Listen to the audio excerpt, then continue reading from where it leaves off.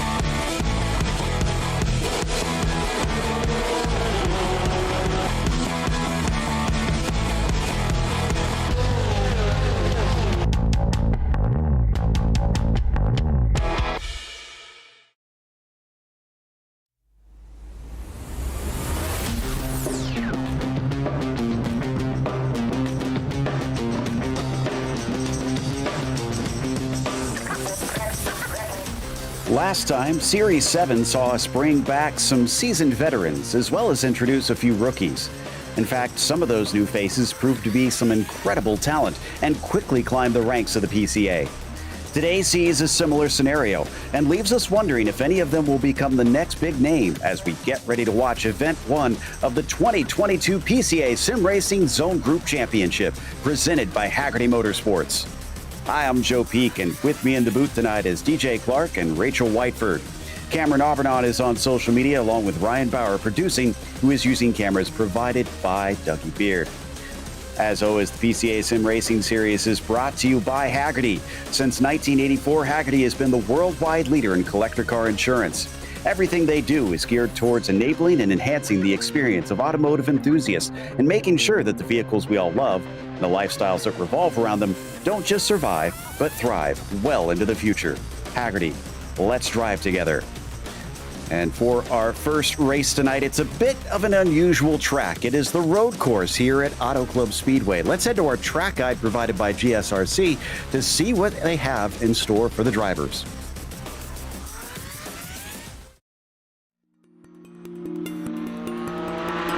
Welcome to Auto Club Speedway.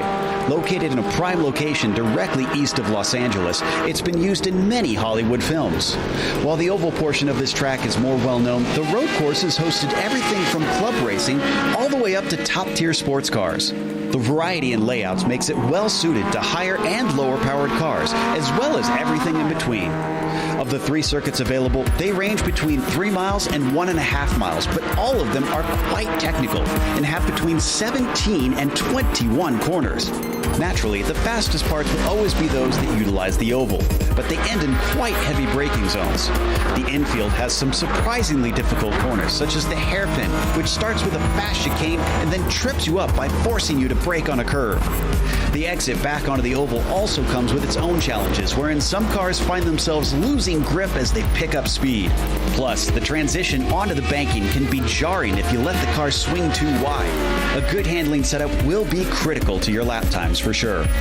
All in all, the oval might steal the show, but grassroots racing has made the roadside of this venue a valuable track to the area. Fans and drivers are sure to enjoy the racing today.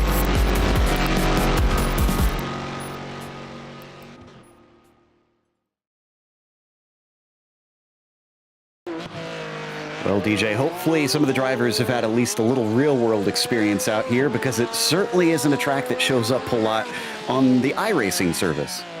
No, it certainly doesn't, Joe, but that is partially because it is such a tricky infield section around here. Obviously, going around the first two corners, pretty straightforward. That big D-shaped oval, watch for some great drafting and potential overtaking to get done. But then when we go into the elongated chicane of 3 and 4, that's where things get a little bit interesting. It's very tricky to get a pass done into there because the track narrows up so very much, diving into that corner. Now, as they continue to work their way around and the rest of it, it's going to be a lot of follow the leader through the infield. You may see a gutsy pass done into 11 and 12, but outside of that, it's really going to be a lot of just trying to force the driver in front of you into an error.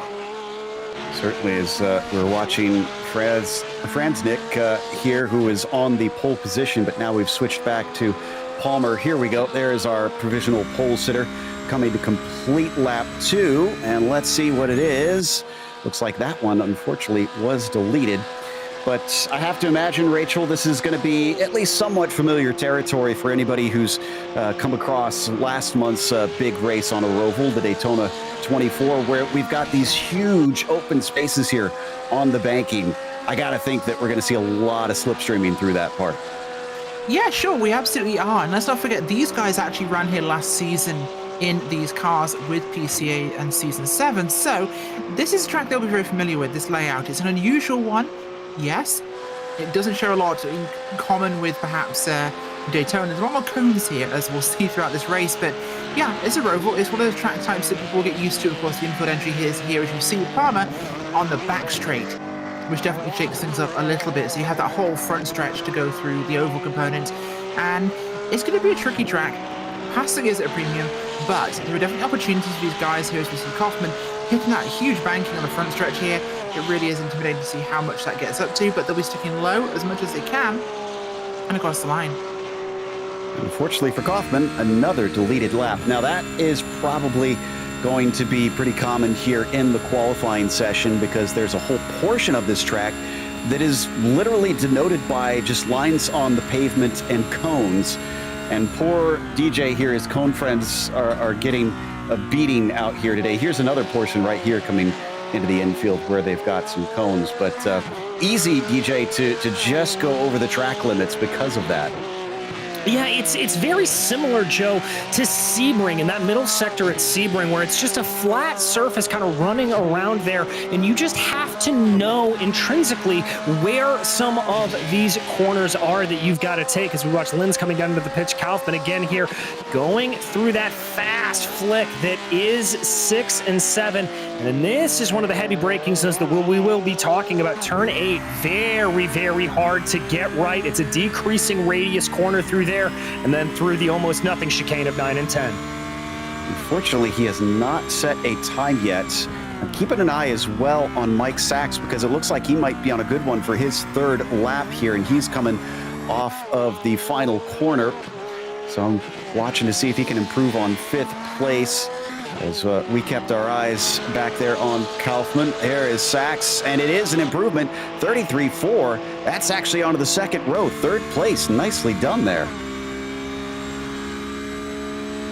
Yeah, it really is. He got a good positioning for that one, and it's going to help with the lap, of course. But I think these guys right now, they're in this position where they're trying to just get this thing fine-tuned.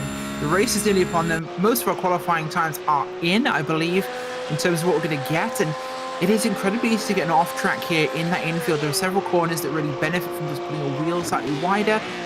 0x will not hurt you, of course, if you are actually in a race lap, but it's going to hurt you on an automated qualifying tracking time. So they'll take it here, they may not take it later, but it's going to give you that slightly faster time where it matters. So it's now the time to switch over between that qualifying mentality and that race mentality. And still watching Eric, the 15, has one last lap, and I'm checking to see if he's got enough time. Yes, it looks like he's got enough time to complete this lap, as they are not given time to finish hot laps if they run out of that clock that you see there at the top left. So 3 laps to try and set a quick one, but you got to get out there and you got to get rolling.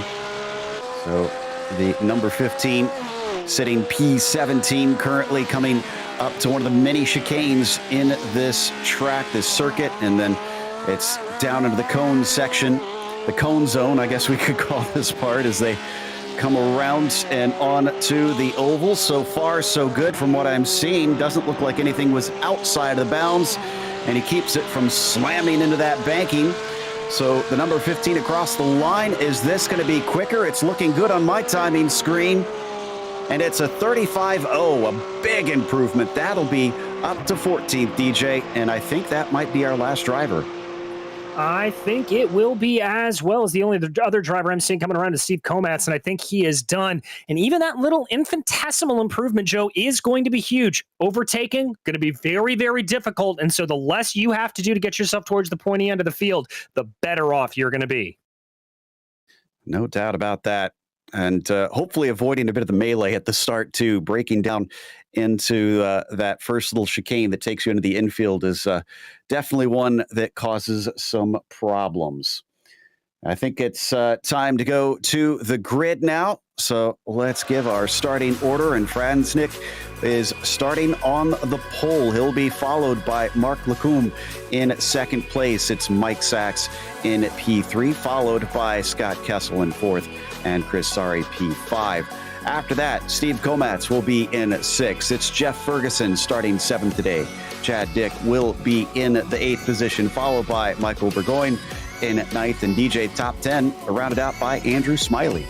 Stacey Awad is going to be lining up in P11, followed by David Purdy, with Freddie Lopez and Eric Kaufman behind him. Robert Gordon will be 15th, followed by Robert Palmer with Bruce Frobe and Robert Benson. Jack Stevenson and Andrew McClune round out your top 20, and Steve Lenz is 21st.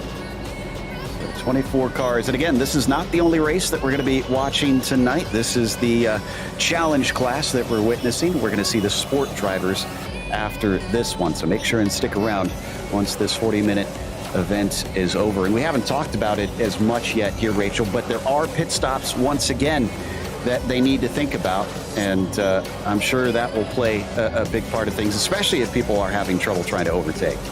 Yeah, I think it certainly will now. That the 45% on the fuel they're running, that means it's going to be under half an hour. We're probably looking at about 25 minutes maximum fuel for this, meaning they're going to have a pit window of about 10 to 15 minutes in the middle of that race. That's going to be the critical time. We're running 40 minutes tonight, of course, and that means that we're thinking from about 10 minutes on till 10 minutes to go, there's a ballpark they could pit there. So with it being slightly shorter, that window will be kind of wide for us, which I think will definitely change things. But I get the impression, I think most people will run a fairly equal stint, meaning they have the same low enough amount of fuel in the car. Some people may run heavy early on and will go for that last little drop at the end for a quick stop. Or you can do it the other way around and to go light at the start to get some good track position and distance, pit early, get that car filled up, and go once you've established track position. So I think it's going to be the safe bet is halfway. The people who have confidence in track position will go late. As the pace car now takes off. So we're going to get rolling here pretty quickly in round one of the Zone Group Championship here in 2022. PCA Sim Racing Series presented by Haggerty Motorsports is not disappointed in the past. Let's see if we'll start off with a bang. And as the Porsche pace car leads them actually quite slowly here through the infield, only 35 miles an hour that they're going to be running before it peels off to the left-hand side. Looking to give control over to Franznik, who waits for the green flag from Barney. Giving it a nice patient time until he gives the field to go. And they're getting right up to the starting line here. There's the green flag now, and it's a very good jump for James. Not so for third place starter Mike Sachs. He starts to drop back and around the outside. Looks like Scott Kessel is starting to gain a little bit. We're seeing the slipstream already start to affect his car's jockey for position, DJ. Yes, indeed they are. There's a big run there for the 210 after Steve Komatz trying to run on the high side, but as we've seen, not quite enough horsepower out of these cars to really make that high line work. But Komatz in the 82 up there trying to bring it on as they go into the chicane for the first time contact. Oh, and they're unfortunate a little bit on the racing line. A few having to scatter off track.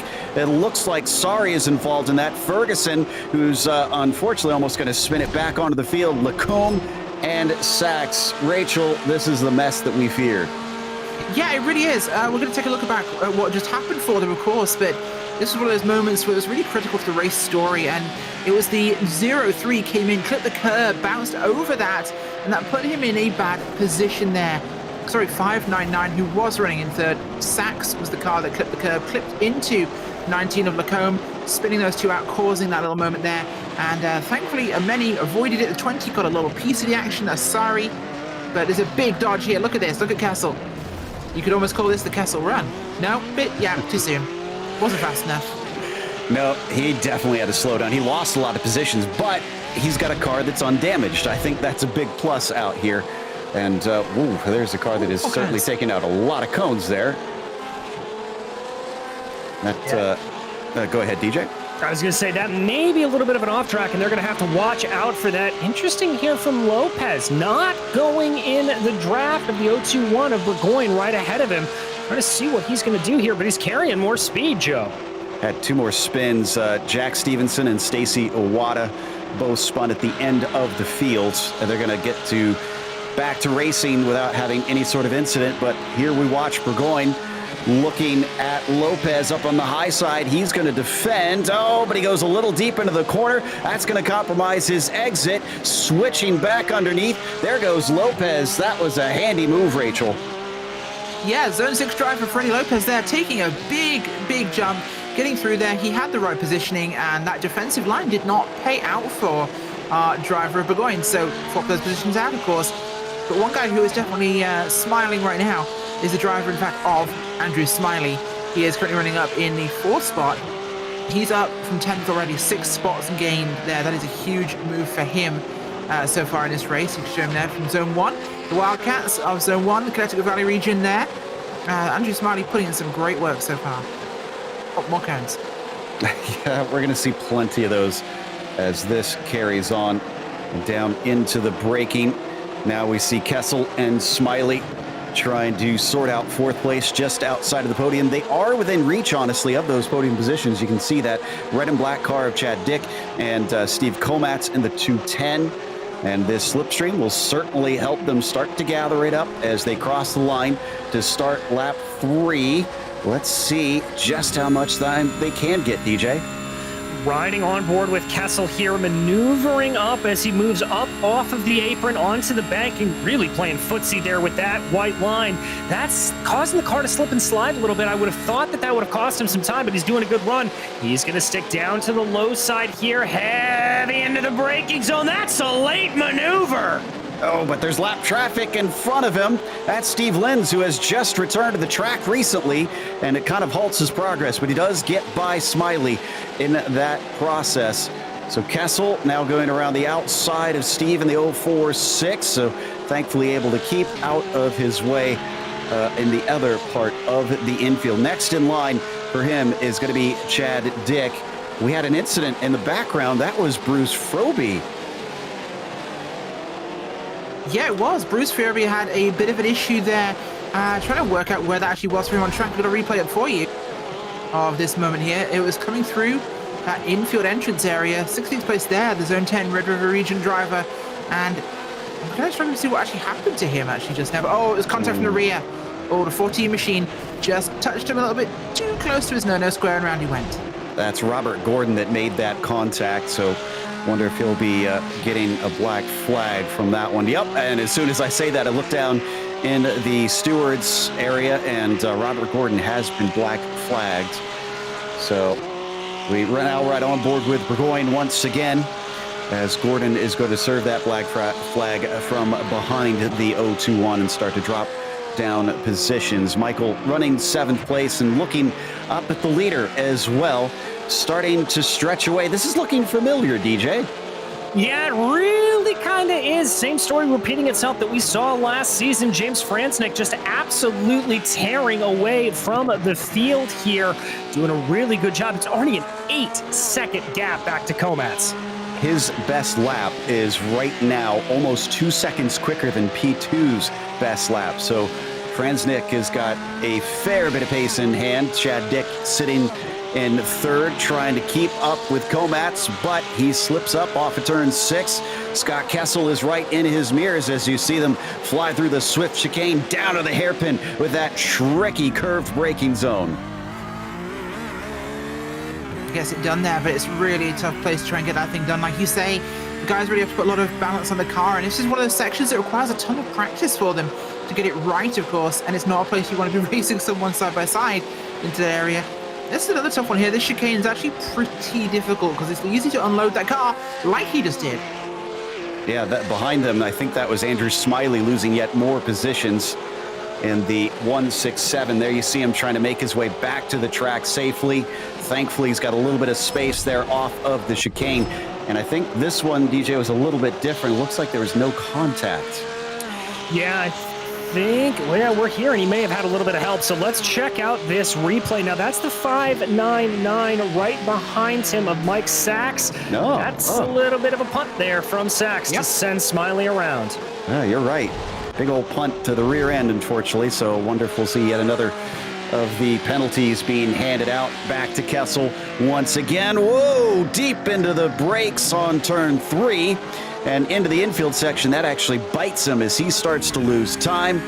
Looks like Chad, Dick, and Komats now have their fight to themselves here, Rachel.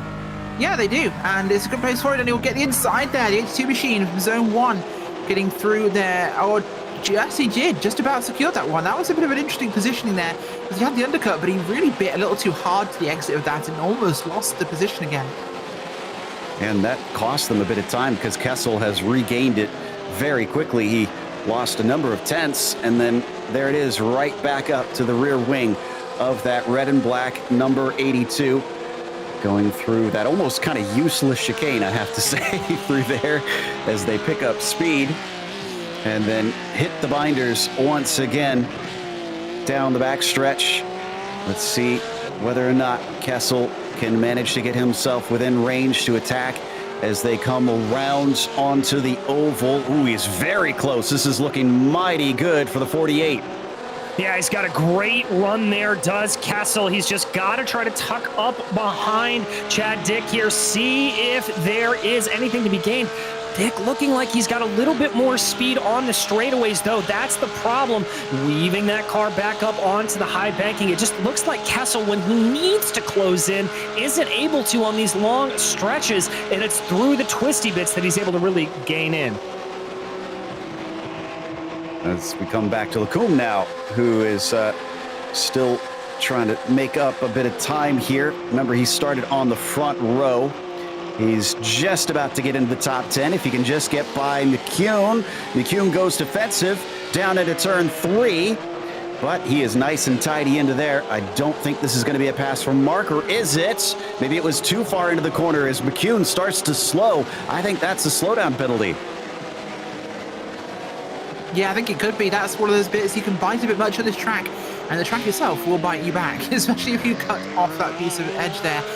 Now, Scott Kessel's a car I really want to talk about here, as this is second, third, and fourth in position here for the race, so this is important positioning here. Kessel's been desperate all race long. He's been a little excitable. He's been involved in a couple of moments here where he's, well, a little overzealous at times. But he's trying to put something forward here. You've got to break a few eggs to make an omelette, just your own eggs, not somebody else's. Exactly, and Kessel has a friend behind him, but that is a lapped car. Interestingly enough, Mike Sachs, who probably would have been somewhere around here if he hadn't have been involved in that opening wreck, but he's now a lap down from that battle for P2, as once again, already 160 miles an hour here as they go past the pit exit and around the banking, flat out in GT3 cars. Nothing like what you've got in stock cars. And just hovering around that white line all the way out to the outside, and mighty on the brakes for Chad Dick. Can he manage to get this done? Now he's going to be attacked. Here goes Kessel to his inside, and Kessel is going to surprise him. And Joe, we have been seeing Kessel lining up that moves multiple times. He has been very, very late into the braking zone, going into 3 and 4. Just watch this commitment here from Scott Kessel. Oh, but they've tangled. If we go back live, there is a big kerfluffle up front. Oh, and I think it was all 3 of them. Komats involved, Chad Dick involved. Something really erupted here. I think this started with Komats. Oh, it was 2 different lines between Steve and Scott. Kessel, unfortunately, taking the inside, and the 2 trying such different lines through 5 and 6 seems to have cost them. Here it is, Rachel. Oh, just messy. Oh yeah, that's not a great positioning, and it's a bit of a conflict of positioning there. They just weren't quite sure where the car was, and it really just, that turned things upside down. And it's a shame to see that up towards the front of the field as well. How about Freddie Lopez, by the way? He gained a whole bunch of spots from that, and not only that, he's been surviving all the other action. He's up from 13th on the grid here to second place. Behind him, that is Sachs, so that's not for position again. So he's got no threat from behind. This is basically, he's got to cruise on from here and try to see what that will net him in the end. And once again, Andrew Smiley is in a bit of a tussle. This is Kaufman in the 15 just in front of him. Yes, it is. As they draft on, it looks like Komatz and Lacombe both coming down pit lane. Not sure. It looks like, at least for Lacombe, that is a black flag penalty. So they're starting to hand it out once again. And down into the corner, a little bit to the inside from Smiley, not taking no for an answer. And despite being extremely shallow, he is through the 167 into fifth place. Kaufman now has McCune behind him as well. And McCune sees Froby gaining up. So the zone 9 driver off the corner, but he spins the wheels, unfortunately, and that will scupper him. Yeah, that will. That's a really bad place to get that to happen to you, and it can happen super easy in this car. They have to be very much aware of that. It makes it a very lively but fun racing experience. A bit of a wiggle there, as you see, for the 55, as they're really trying to put this thing in, and it's just, you got to balance that power. You've really got to be careful with it. Zone 3 is Peach State regions. David Purdy here, 10th place. Purdy currently up 2 spots from 12th where he started, so he's going forwards. It's just not as much as someone like, say, Friobi, who's up 9 spots. Notch another one to the commentator's curse. I shouldn't have been praising Freddie Lopez so much. He just had a spin. He's fallen to 4th. Chad Dick now is in P2. Amazingly, that is a full 25 seconds behind James Franznick, though, at this stage. James has just been scampering away. There you see the end of the incident, and I'm not sure if this is a single car incident. There's somebody behind him. Did he get help? Well, that's Mike Sachs behind him. No, he just lost that on his own, it looked like. I think carried a little bit too much speed into the corner here, Joe. A little bit of blinking in front of Lopez. Let's just watch here from the hood of Sachs. Yeah, just too much speed into the corner, locked up the rear brakes ever so slightly, and the rear end of that Porsche just said, I have had enough. You know, at this rate, Sachs might wind up in the top 10 anyways. Everybody in front of him keeps having issues.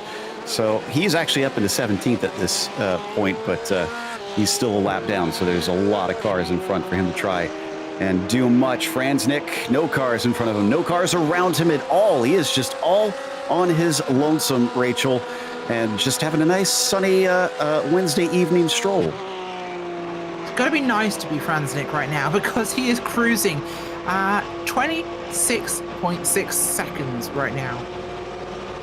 He's having a Sunday drive, a very fast Sunday drive on a Wednesday, but yeah, it must be nice to live in his world. Details. But as we cross the 25-minute mark of tonight's race, it's time to bring you the Hagerty Motorsports Race Break. Since 1984, Hagerty has been the worldwide leader in collector car insurance. Everything they do is geared towards enabling and enhancing the experience of automotive enthusiasts and making sure that the vehicles we all love and the lifestyles that revolve around them don't just survive but thrive well into the future. Hagerty, let's drive together. Up at the top, as we mentioned, it is James Franznick who continues to lead from the pole position. It's looking like his race to lose, but we've said things like that before, and you can't count your chickens until they hatch. After that, you have Chad Dick in the second position there, in the number 82. Started this race from 8th position, has definitely taken advantage of a lot of drivers falling by the wayside, but he's fallen victim to it himself. As you can see, the damage on the front of that red machine definitely hampering him a little bit on top end speed. From there, it is third place. Michael Burgoyne in third position, also gaining a lot of spots, up from 9th place. Been looking a little bit more safe out on the track, hasn't been involved in much, but has made some great moves to get him up to the podium spots. Then you've got Freddie Lopez. We saw him as high as second place, but he could not hold it down. A spin has sent him backwards and down to fourth. Still going to be a great day considering he started from P13. You've got Andrew Smiley. I'm not sure if he is smiling here right now. Started from 10th. He is up to 5th. But another driver that maybe could have had a little bit more, but mistakes seem to be the big bugbear. A lot of drivers out here today just losing out on what could be much better finishes. You've got Eric Kaufman in the 6th position currently in the number 15 car. Began from 14th place, come up a lot of spots. Right now, he is having to deal with a little bit of pressure from behind, unfortunately, because he's got Bruce Froby sitting in 7th, trying to see if he can get just that one little bit higher in that gray, red, and white machine, which he might do now as he's going to be able to get to the inside. And as he outbrakes him, it looks like he's got a spot, and there's an incident in front of him. He has to dodge around. It looks like he's through, and that means that's going to hand us off now down to 8th place here with DJ. Yes, and a lot happening here. So it looks like, as we take a look at that replay right now, Andrew McCune going to be the one who comes back in 8th place right now, the 55. Our second biggest mover on the day. He is up 22 positions. Is Stacy Owada just able to get by him, the number 4, doing a good job. More calamity down into that corner. Excuse me, that's a little bit of a replay I think we're watching of it.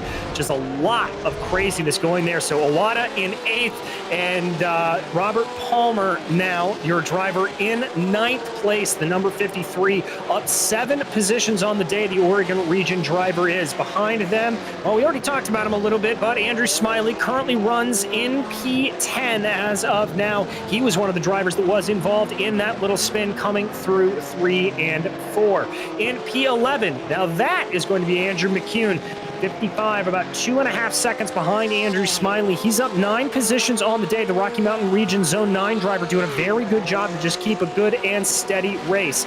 Now we get into some of the drivers who have had some rough days out there, starting with P12. This is Mark Lacombe. He is down 10 on the day. Remember just how high he was running earlier, so he's on a little bit of a recovery drive here, as is Steve Komatz, who runs back in 13th position. 210, working his way through that little chicane right there. And to round out your top 14, well, that's Chris Sari, who is in the number 20 car, down in 14th. Golden Gate region driver, the Californian, taking out some cones as he works his way through the infield section. Rachel. Thank you very much. And 15th place tonight is going to be, I believe, Robert Benson here from the Rennsport region of Zone 1, and the Wildcats driver. A 71 machine. He's had a busy race. He's down a lap, but he is up 2 spots so far. So he is net gaining in the race at the moment. Behind him is Mike Sachs from Metro New York region, also of Zone 1. A lot of those guys in this series. Mike has had a rough race. He's down from 3rd, so a drop of 14 places for him. The Metro New York driver, not having a great day. Scott Kessel, who's been incredibly busy today, the 48 from the Northeast region there of Zone 1. Scott Kessel down 14 as well from 4th place, so another rough day for guys who started at the front of this one. 18th is Robert Gordon from the Chesapeake region of Zone 1. That 14 car started in 15th. He's dropped down 4 here to be running in, 3 to be running in 18th place. Last 2 we have are off track, so those are going to be our last runners here, apart from Jack Stevenson in 20th from the Chicago region of Zone 13. His driving is nothing like a deep dish pizza, it's better. But at the moment, Jack Stevenson is going to be down 2 spots, unfortunately. Yeah, we had a problem with Freddie Lopez, who actually, well, Lopez is able to get back out on track. I think he had some connection issues, so the 777.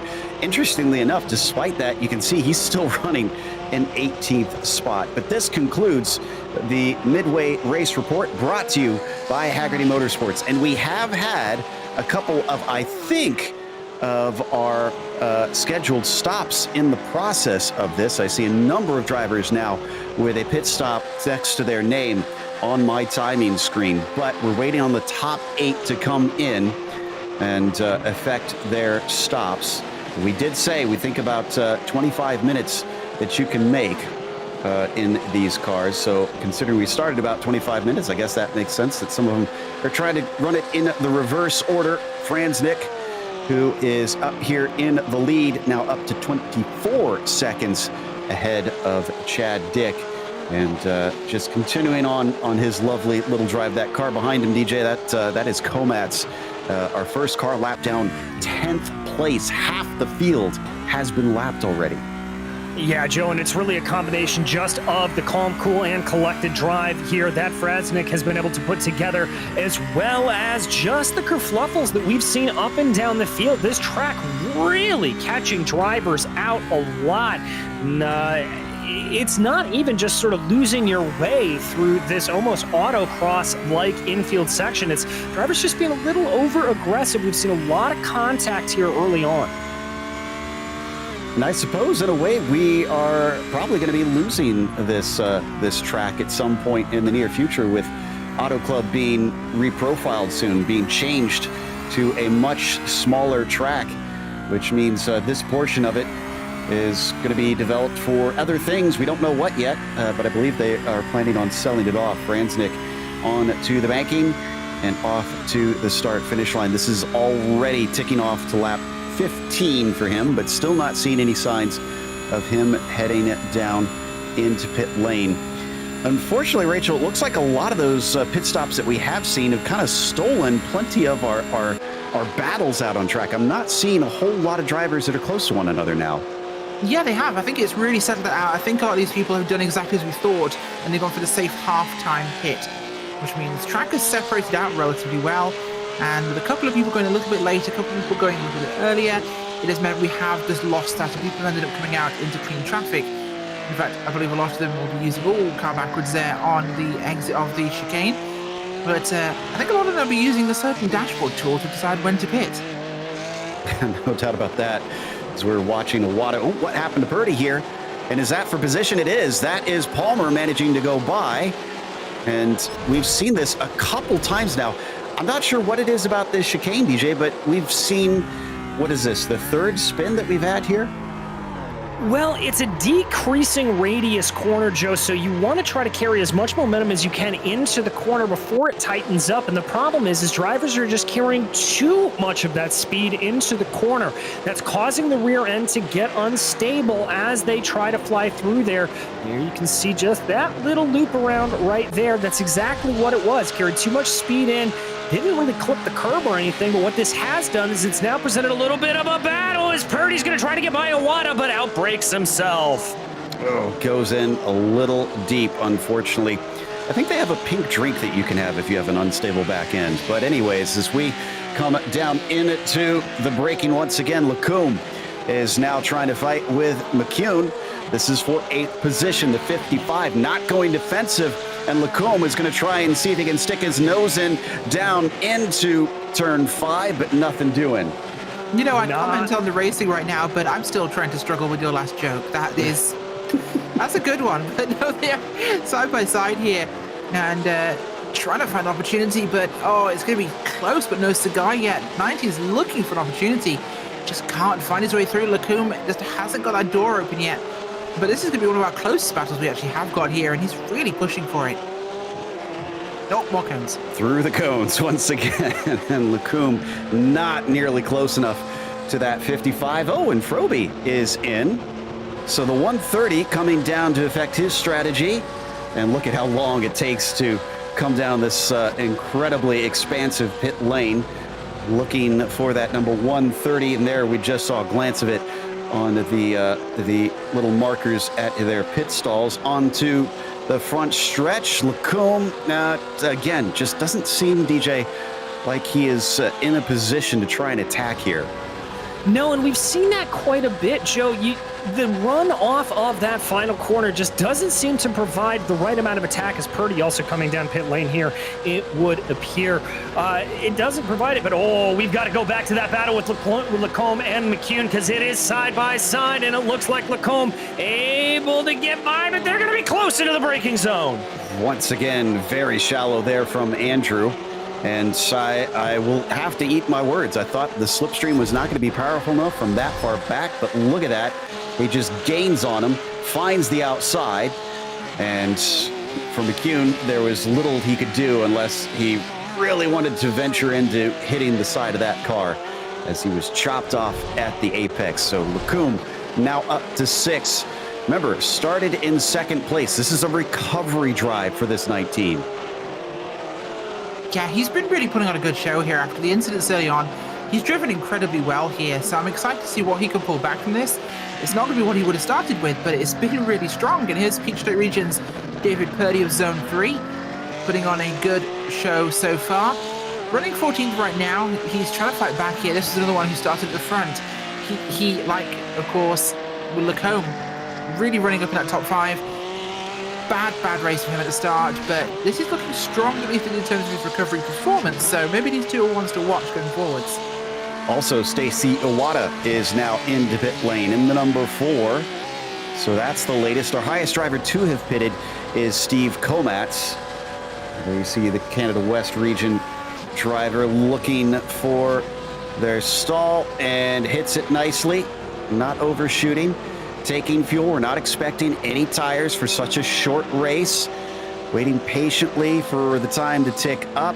11, 12, and off at about 14. Franznik is now in. So this is our leader now pitting.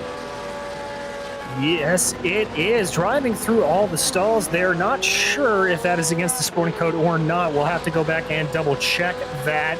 But one way or the other, the leader coming down pit lane, as is Chad Dick. I see Burgoyne coming in, waiting for Robert Palmer. It looks like he is probably going to be in as well. I think this is the exact end of the cycle. Yep, so we'll see pretty much everybody joining. And we've got confirmation there is no rule about going through pit stalls, so they are allowed to do that. That said, if you unfortunately put your rival off by kind of blocking their view, they're not going to be terribly happy about that. So there is some sportsmanship to maybe leaving a little bit open. I see Palmer now coming in. We got a ways to wait before the 55 of McCune gets to the entrance, but the last of them are getting the splash of fuel and ready to go from here. And it is still Franznik leading by a massive 20 seconds, maybe even more than that, because Dick is now starting to get up to speed.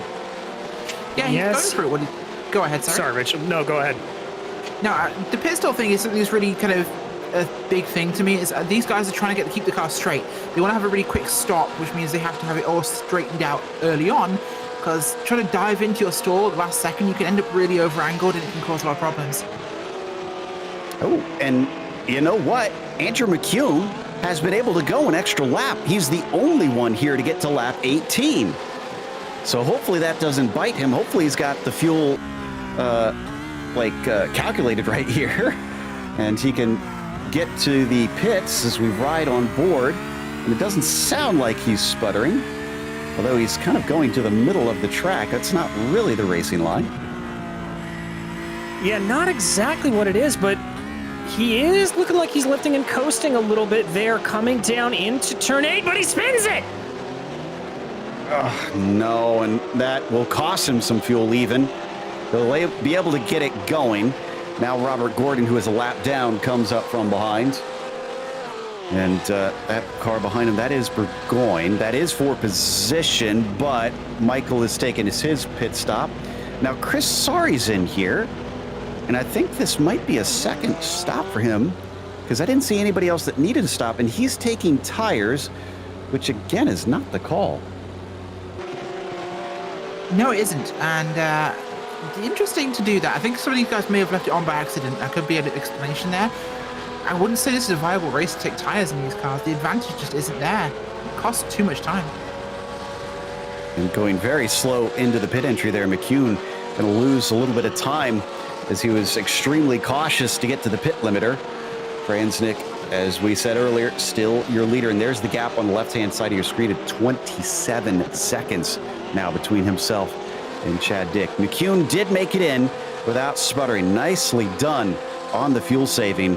Our very own Scott Dixon out here for today's race, but where will that put him is the question after all is said and done. Through the infield for the rest of the fields right now.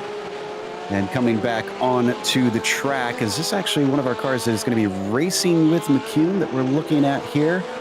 This is, this is our leader, Franznik, that we're looking at.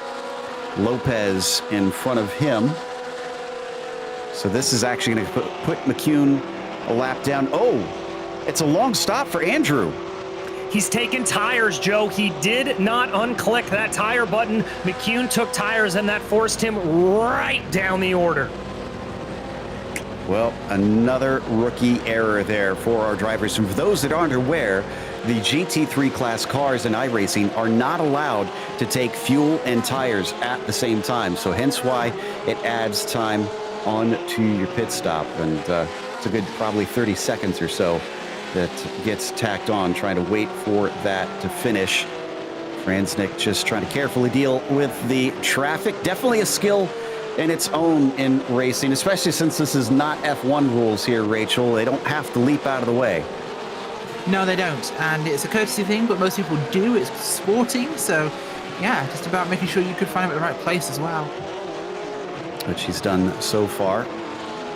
Looking through the field to see if we have any other battles that are going to be erupting. This is on board with Benson that we're watching in the 71. I see Mike Sachs starting to catch up to McCune, so the driver now on fresh tires will be able to scamper away from the 599, and that might actually be a help in the end. There's Sachs in the 599 catching up to Andrew McCune.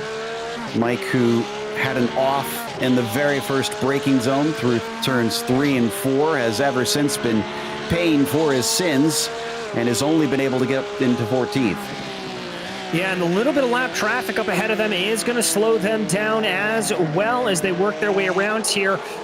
Looks like Sachs has just got the better line coming through that 13, 14, 15 complex as they work their way around now through 16 and 17. He's going to try to go wide and around. And is McCune coming in? It looks like he's coming in a second time. I wonder if he's sped on pit lane here. Or maybe he's got a drive-through penalty, because they do have an incident limit in this series. It's every 12 incidents, and they will be given a drive-through. But yeah, McCune now trundling his way down a piddly 35 miles an hour in the pits here, Rachel, as we continue to watch Sachs get another position up to 13th. Yeah, and that pit road is so slow with the limiter sitting there on you. And looking at Purdy here from the Peach State region, chasing down the car right ahead of him. It's Palmer just up the racetrack, just inside a second, actually, these two. So opportunity for the draft this time around the front straight here through the tri-oval. He'll come, the D-shaped section of the track. Auto Club is actually one big D. There's really, if you think about it, 2 corners on the track in the actual oval layout. That's 2 and 3 on the back straight there. They're much tighter, so that whole front straight is flat out and go. You're not really worrying about braking or letting off the gas as they're going to come in on the back straight here. 2 of those very different. They'll have to focus on that one, but the field is running through here and running into those final 5 minutes now, and wow, 29 seconds, nearly 30 seconds for Franznik. Wow, just amazing pace out of him as we continue to watch Purdy, who that is Palmer in front of him. This is for position, a 7th place fight, and 6 minutes left to go on the clock.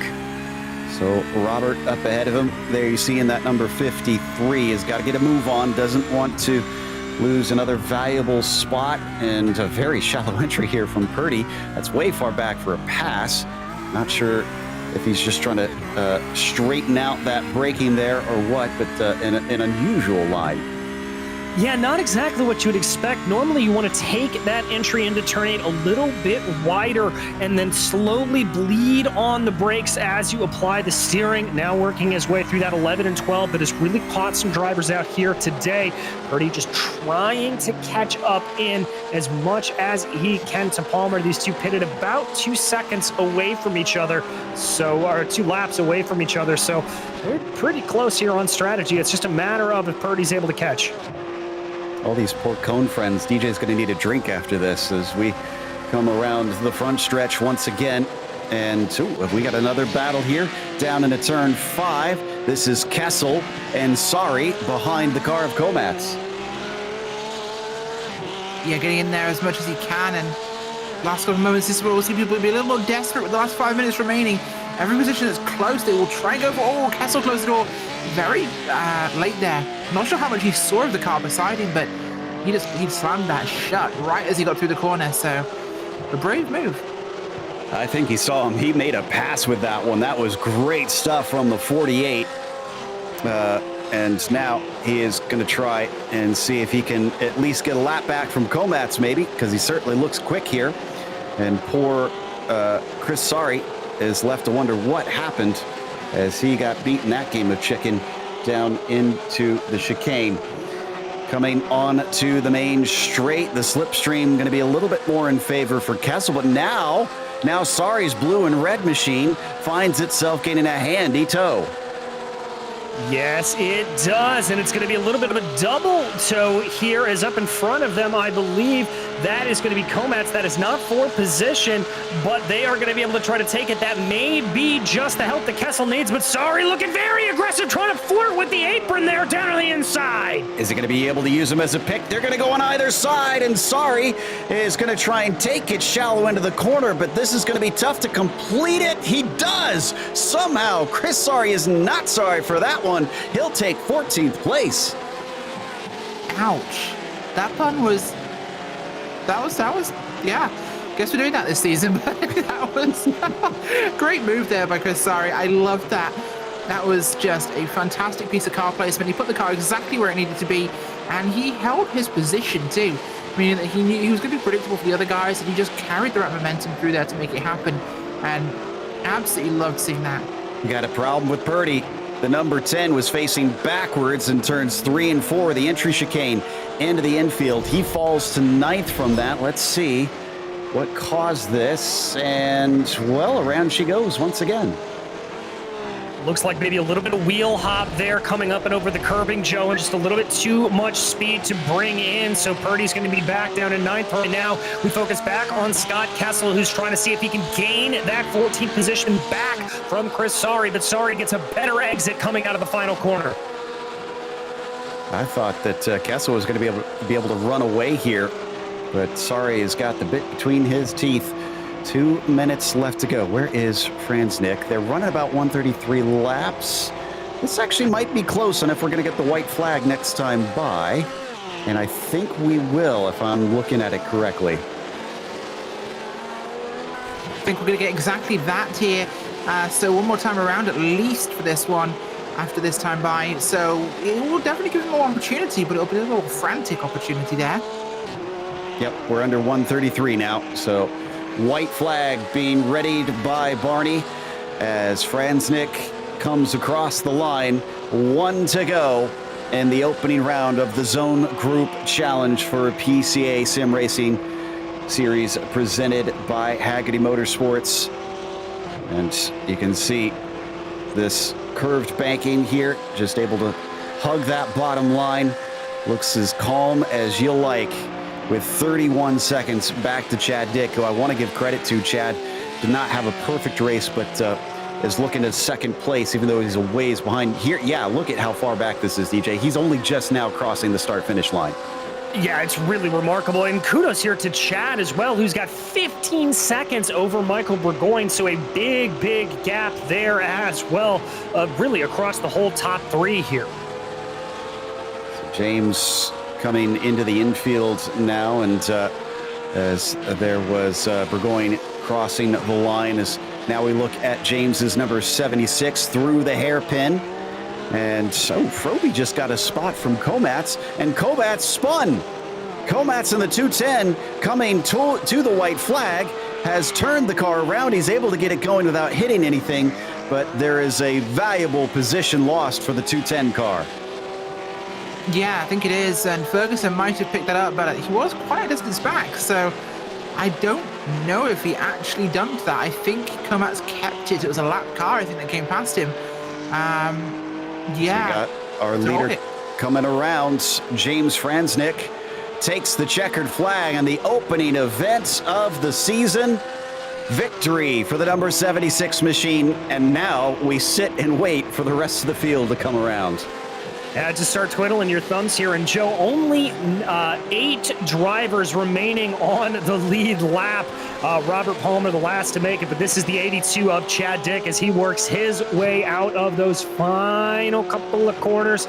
Careful to not let the car drift up too much and get a little bit wonky on the banking. There, he's able to take it down, and he will come across the line. Chad Dick in the 82 will take second.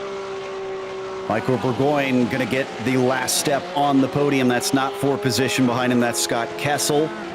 So the 0-2-1 down and across the line. Going to be able to spray the champagne today.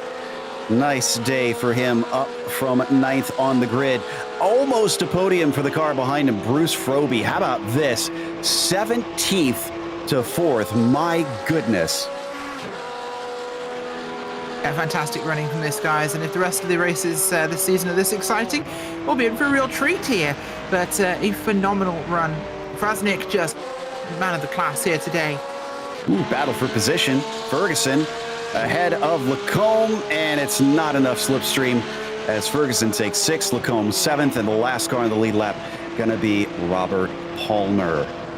That's going to finish up the race and give us our results here for today.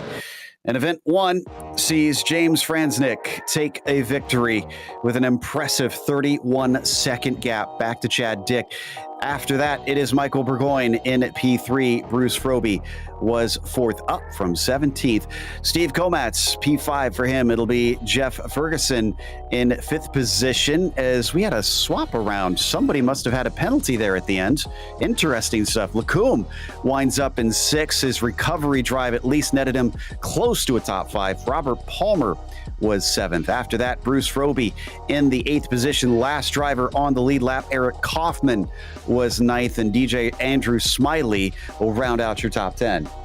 Indeed, in 11th it was Stacey Owada, followed by Mike Sachs with David Purdy and Chris Sari behind them. Scott Kessel, P15, followed by Robert Benson and Robert Gordon. Your first driver 2 laps down. Freddie Lopez had a rough race to finish in 18th, as did Andrew McCune, with Jack Stevenson and Steve Linz, your final finisher here today.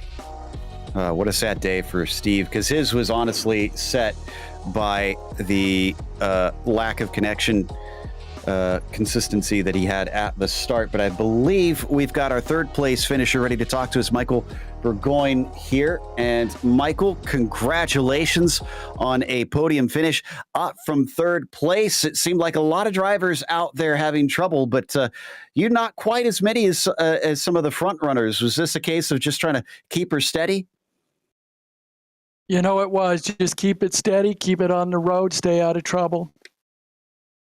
We were kind of wondering how many drivers are familiar with this track, and obviously it was on the schedule for Series 7. How often have you run this kind of weird infield that we've got? You know, this is a weird one, but I've run this one probably 10 or 12 different times in different cars, and so there is some familiarity there. That certainly seems to have paid dividends there. Is there anybody that you want to give a shout out to for helping you get up to 3rd today? Yeah, I'd shout out to all the guys out in the Wild West Zone. We work hard as a team and lots of good coaching out there, and I really appreciate it. And that was our 3rd place finisher, Michael Burgoyne, here today. Up next, DJ has Chad Dick ready to talk to him. A bit of up and down, but still a 2nd place. Indeed, Chad, a little bit of a crazy start there to get up the race, but after the way everything started, you got to feel good coming home P2. Yeah, I had a tough time qualifying today. I had a couple of slowdowns, and so I didn't put up my fastest lap, and it just worked out in my favor. Both of those wrecks I had to drive through, it was a lot of smoke, no clear sight, and I don't know how I made it through, so I'll take it.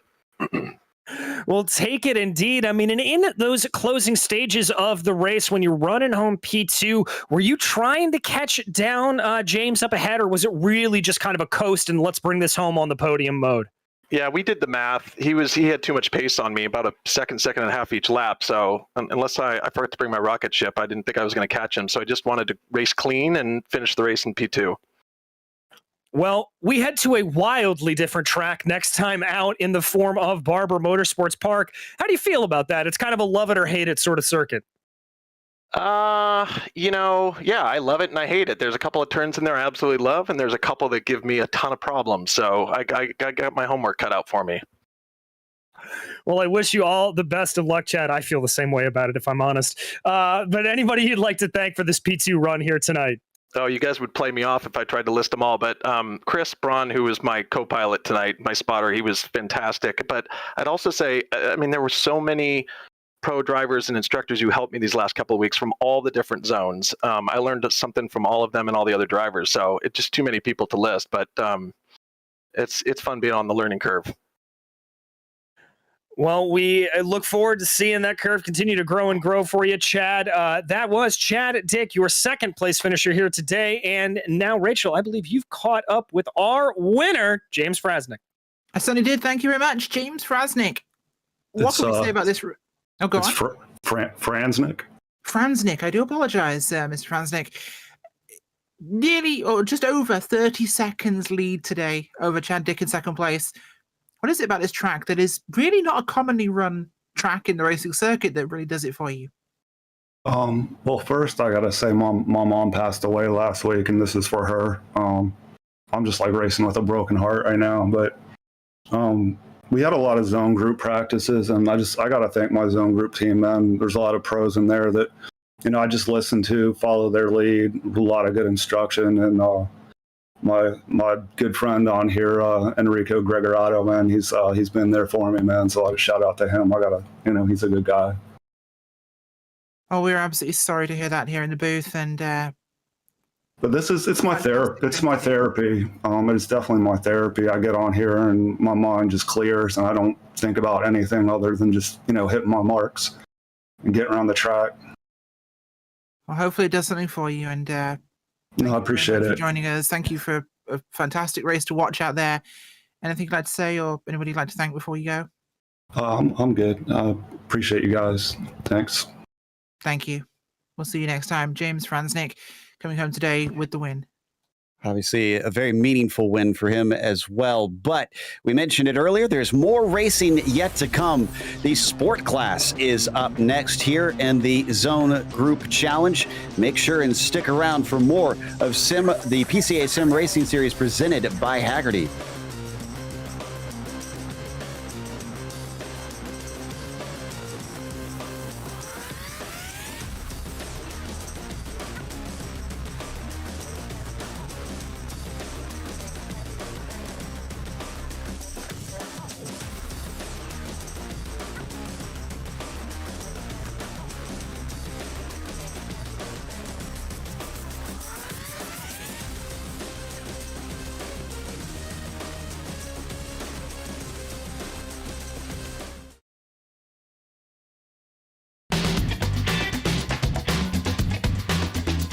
Haggerty is the world's largest provider of specialty insurance for enthusiast vehicles and supports keeping car culture alive through youth programs, the Historic Vehicle Association, the RPM Foundation, and more.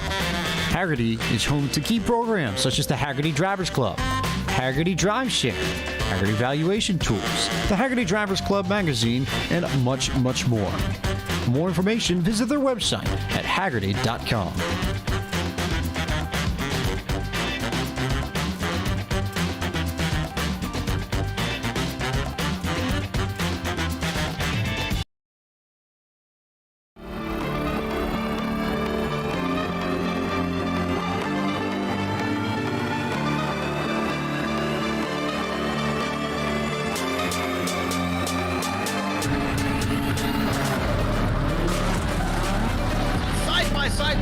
This is for the win.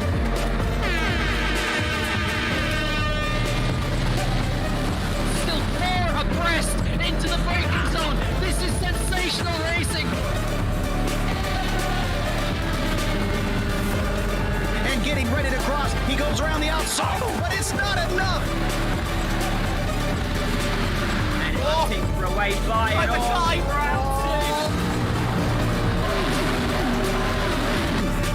Gonna come back at him. It's gonna be a race to the line. Does he have enough?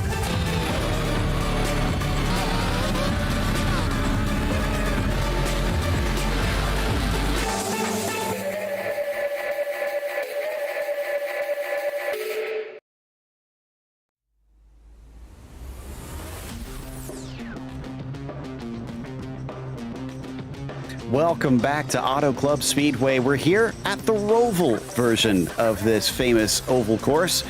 And we are, of course, watching the PCA Sim Racing Series Zone Group Challenge presented by Haggerty. We're now on the sport class, and we're actually getting ready to handle the last of our qualifying here for this sport class, as most of the drivers are just getting a lap in, and Enrico Gregorato is currently provisionally on that pole position. And man, DJ, what a race that first one was. We saw a lot of excitement, but we also saw one dominant driver. I'm not sure if we're going to see that this time because it looks a lot closer up at the top. Yeah, we are seeing gaps here in the tenths and even hundredths of a second in between drivers, so it's going to be very, very close up at the top. As you said, there's Gregorato as he works his way around. Now the Zone 6 driver trying to see if he can improve on his 132.8. He's going to be beaten, though, by Garrett Taylor, who's able to cross over the line. Let's see if Enrico's got anything to respond with. No, looks like that one was slower by about 0.2, and now Jake Geiger finds himself on the top spot by 0.2 over Garrett Taylor. It is continuing to trickle down here, and will we see that time continue to drop? We've got Spence, Boccieri, Pippin, and De Silva, who still need to set a time currently, and looks like De Silva a bit slow on his lap. He is still down in 23rd as now we look at Chris Pippin as well in the number 42. I think, yes, he is on a flyer here. He's got about 4 minutes left. That should be enough time, Rachel, for him to get at least 2 laps. I'm not sure if he's got enough time for all 3, though. I don't know. We'll have to find out. But Carl Boccieri is one I'll be definitely thinking to get a good lap. I'm thinking you'll see him top 5, most likely top 10 at most. But right now, Geiger's looking strong. Garrett Taylor, very strong driver there. Gregorato, very quick guy we've seen, of course. And Barua. These are some top-notch drivers in his class. And let's not forget Kim Frick back in 6th place. He is one of those guys that is always storming for this thing. Look at Avji Brewer there from Mid-Ohio region of zone number 4. And there's Naga region of zone number 1. The Wildcats, Kim Frick in that 66 machine. He's always one to keep an eye on. That guy is a wily little fox. Indeed. And yeah, that Mid-Ohio region, definitely one I'm going to be watching out for as well. I'm a little partial, being from that region myself, and Adam Spence in the number 55 had his first lap deleted. Pippin, by the way, that we saw cross the line, also had his lap deleted. Boccieri, first 2 laps deleted. He is down to his last run to try and get a quick one in. And it looks like, yeah, here we are with the 80 now, DJ, hoping desperately that this one stays within the boundaries. Yes, indeed. And remember, Boccieri, the winner last time we went to Montreal in Season 7. Nice little flick there through that non-chicane. Now he's going to try to take it into this tricky portion of the track that we always talk about. See if he's able to roll it up a little bit wide there on corner exit, but Carl not flinching at all. Just the stone face of concentration. Seen a few more drivers that have been able to improve in the meantime. Holland up to 19th on that last one, and just about Carl's turn as he crosses the line. Chris Pippin gets a 33.9. He goes up to 14th, and Boccieri, no, it got deleted. He was a little too far off somewhere, and Carl is the only driver that has failed to set a time. He is literally going to be gridded at the back, Rachel. Yeah, certainly is there, and that's going to be a tricky position to cycle things around here. Wasn't expecting to see that. I thought maybe we'd see something from him, but it's going to be a big mountain to climb, 26th place to the front. I don't know if that's possible with these guys. They're very fast. Ankerberg is on, though, 10th place. That's one I was expecting to be a little bit higher here. I'll have to see how this goes.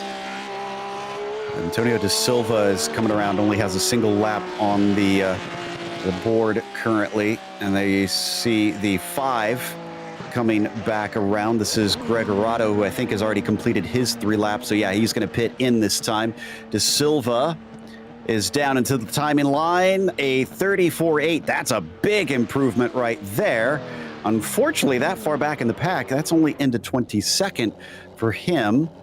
Do we have anybody else that is going to set a time here? Chris Pippin's going to come back around here in the 42, it looks like, DJ. Yes, he is piloting his way around. His last lap was his quickest, so I'm not sure here if he's going to be able to go anything. I'm not seeing any green sector times for him as he's going to come across the line right now. Let's see if Pippin is able to improve it all. Doesn't look like it there for the driver of the 42. That's it for our qualifying. Nobody else able to take a lap from here. So the 40 seconds will tick down to 0 and the grid will be set here today. And see if we're ready to go through that at this stage of our 26 drivers, a slightly bigger field than what we had before in the challenge class. And of course, if you're not familiar here with the Porsche Club of America, the classes continue to step up as they go in skills and speed. So this is kind of the next level. Those were your entry level guys, your Formula Fords, if you will, that were racing in the challenge. And now we go a little bit faster with Jake Geiger on the top of the pole for the challenge class. Garrett Taylor will start from second place. It'll be Enrico Gregorato in P3, followed by Avijit Barua in fourth. You've got Sebastiano Balestieri in fifth. Then it's Adam Gerling in the sixth position.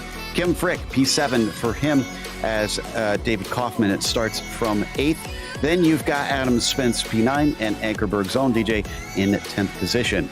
In 11th, it's going to be Guillermo Mungia, followed by Robert Walton with Ari Moore Jr. and Chris Pippin in the row behind them.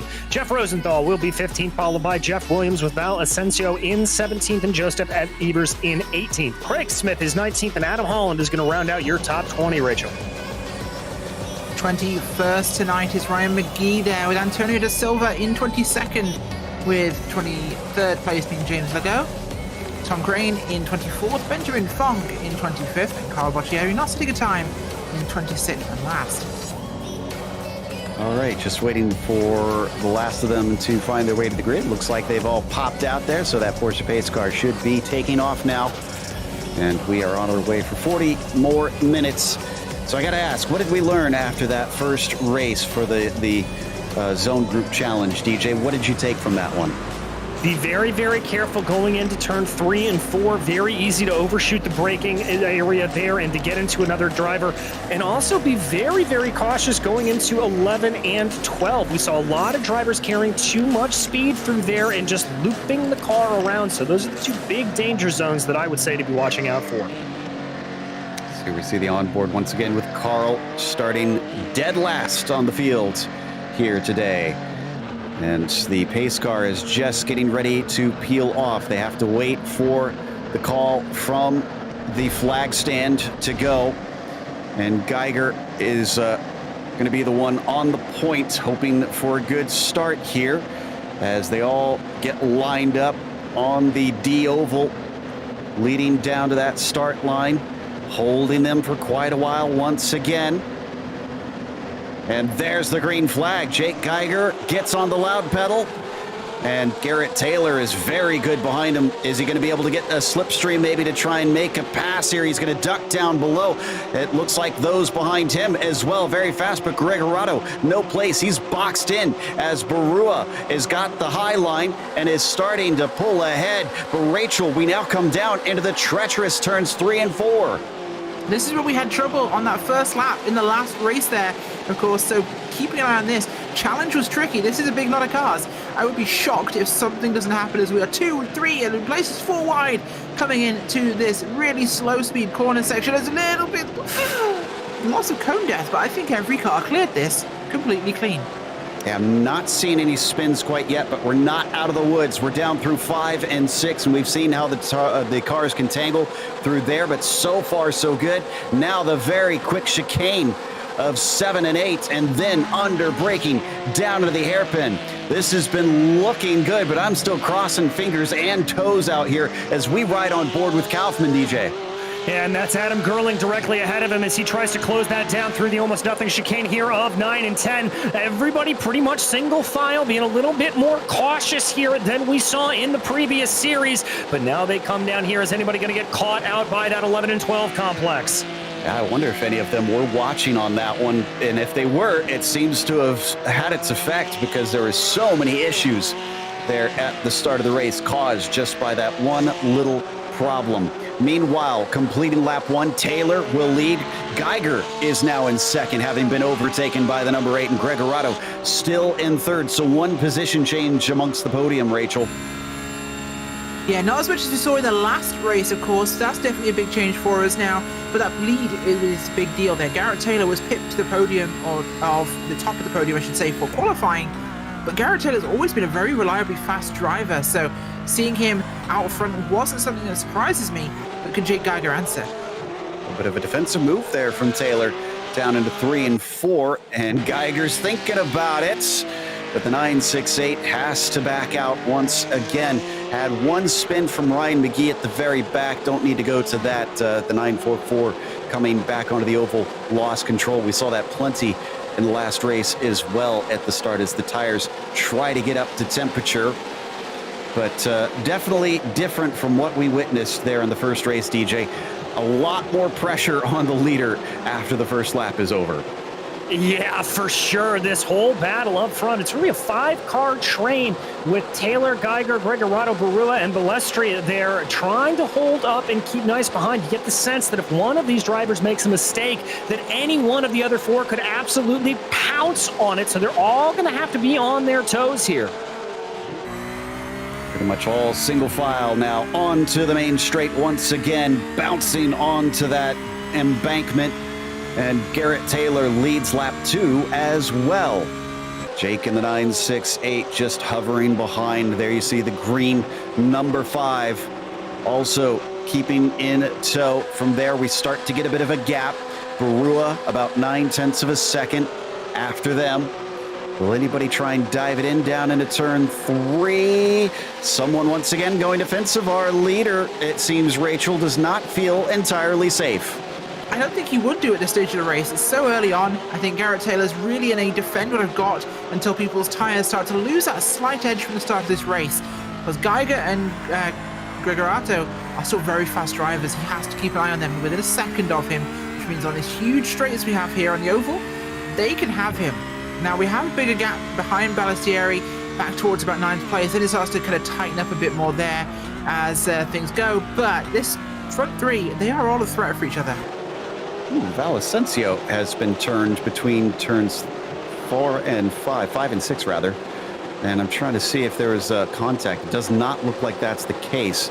So the 44 is going to be sent to the back of the field from that incident. Now we ride on board with 8th place David Kaufman, who is pretty much exactly where he started.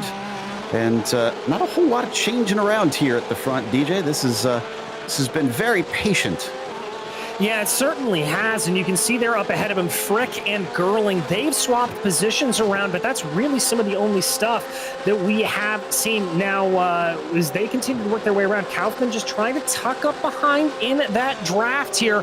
Remember, we really saw it a little bit play out here once you get into the flat portion on the D-oval onto the backstretch, but running wide here like you're seeing Adam Spence doing, trying to run it down the hill, we didn't see that work out to all that much great effect in the previous race.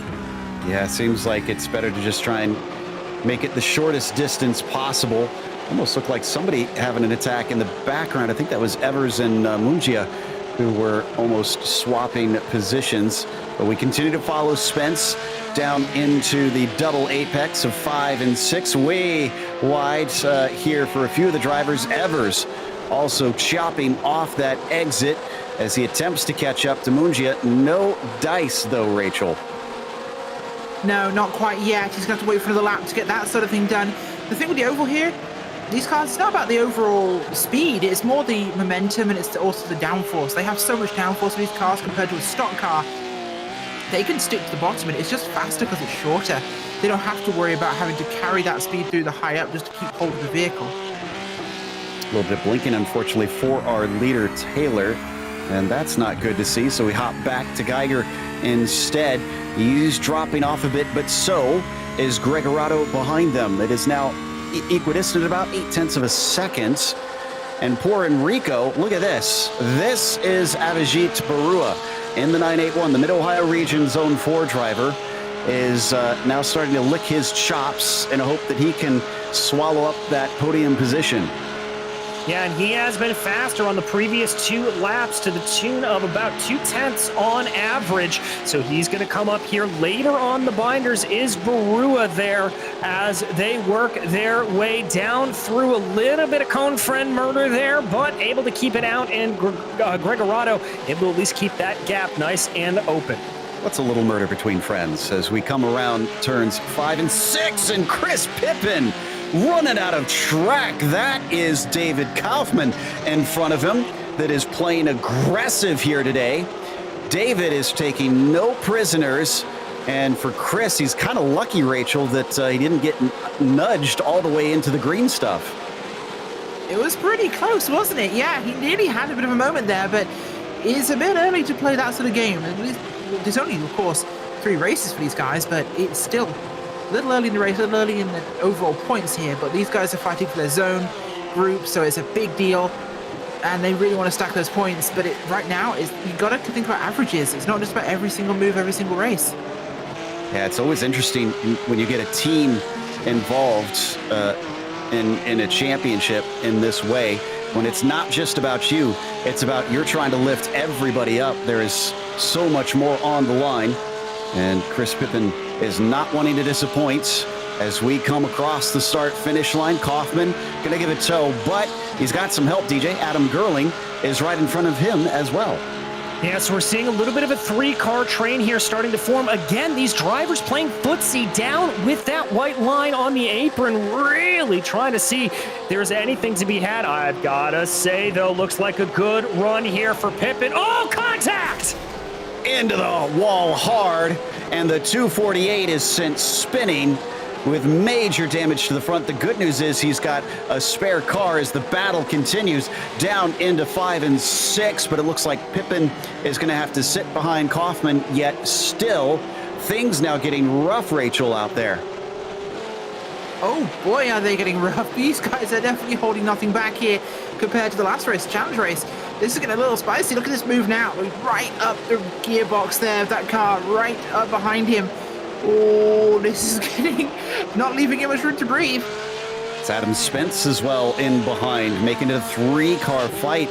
I think you could almost count those in behind him. Mungia and Evers are also making it something of a quintet, now braking hard down into the chicane in the midfield, and it looks like it was very good for Pippen on Kaufman. Look at how close behind he is. Another mistake, DJ, from David, and it's going to be all over the rear of his bumper for the 42.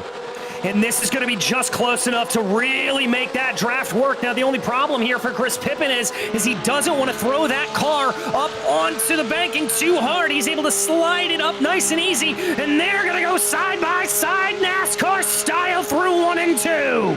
But it's a longer distance around for Pippen, and David has got the shorter line.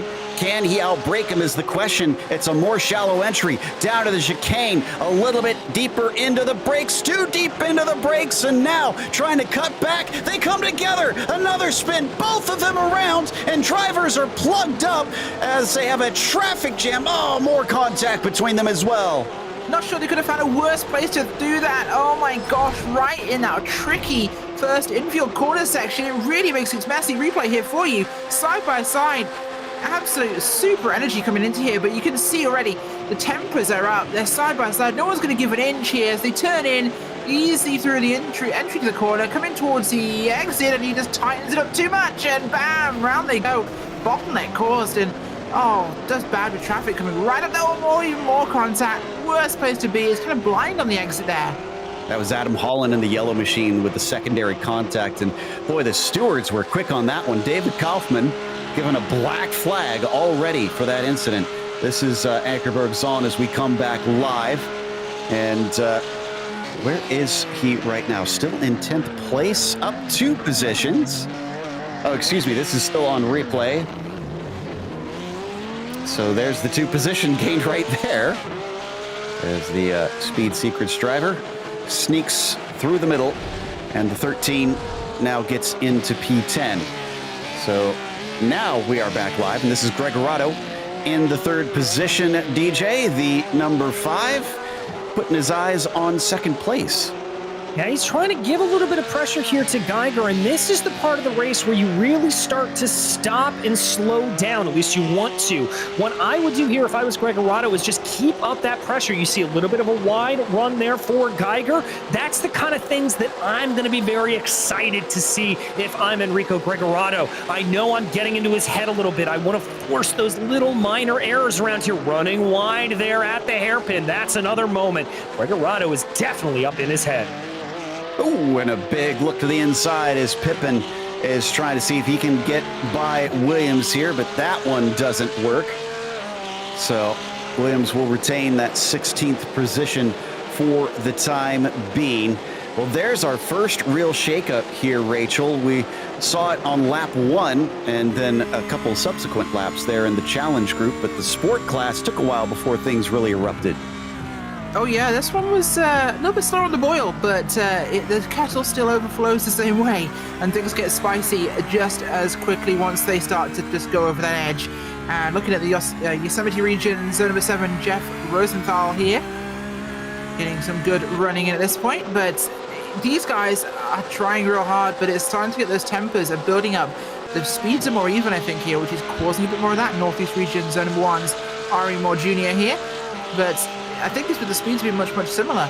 It's putting these guys in these same places more often, which is leading to those tempers because they think they're faster.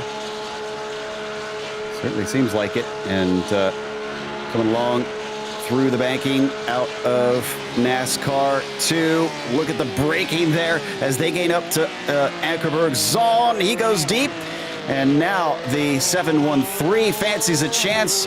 Wheel slip, just unfortunately too much on the throttle coming out of the chicane. Anker loses a spot, tries to brake deep, tries to shut the door as R.E. Moore Jr. wants to come through, but he can't make that stick, so at least he keeps DJ another one from managing to overtake. Well, and Moore Jr.'s got to watch his 6 a little bit, as that is Robert Walton that was starting to close up behind. So we're really seeing a lot of these sort of seesaw-type battles. You give too much one way, you get too aggressive, and you're going to be able to be attacked from behind, and that is not what you want to have happen here. Certainly, and as they now continue on, looks like Anker is having yet more trouble. Back to Frick here in the 6th position. Still gaining on Sebastiano Balestri. This is the battle for P5.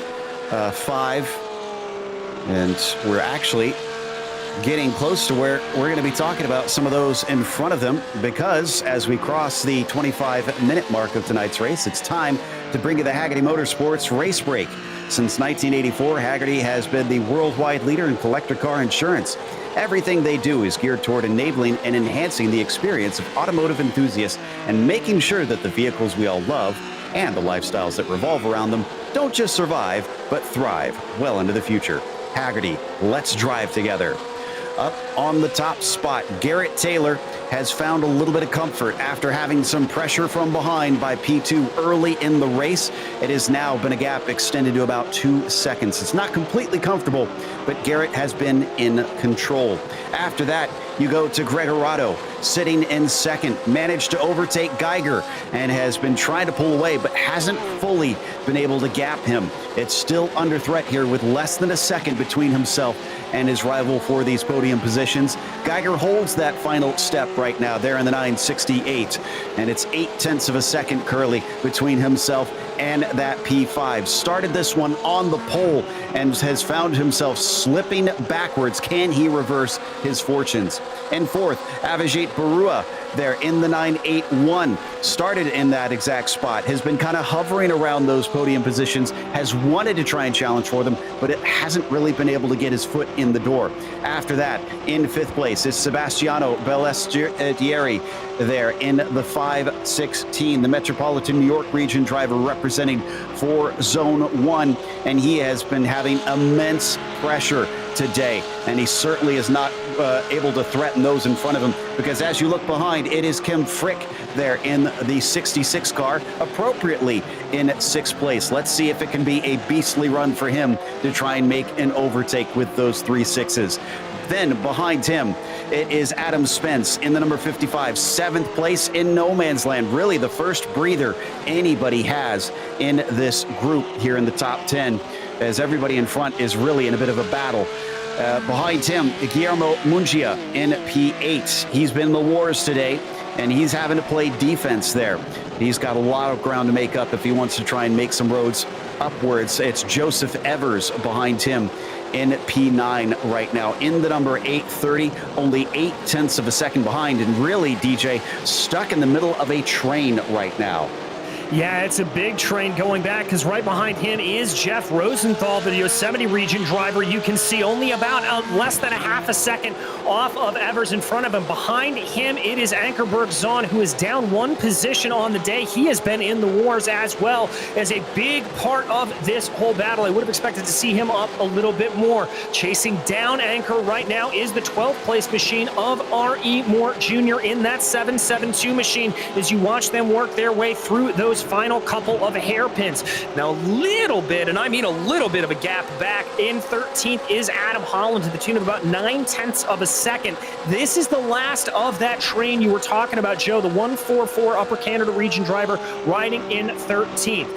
Craig Smith back in 14th behind them.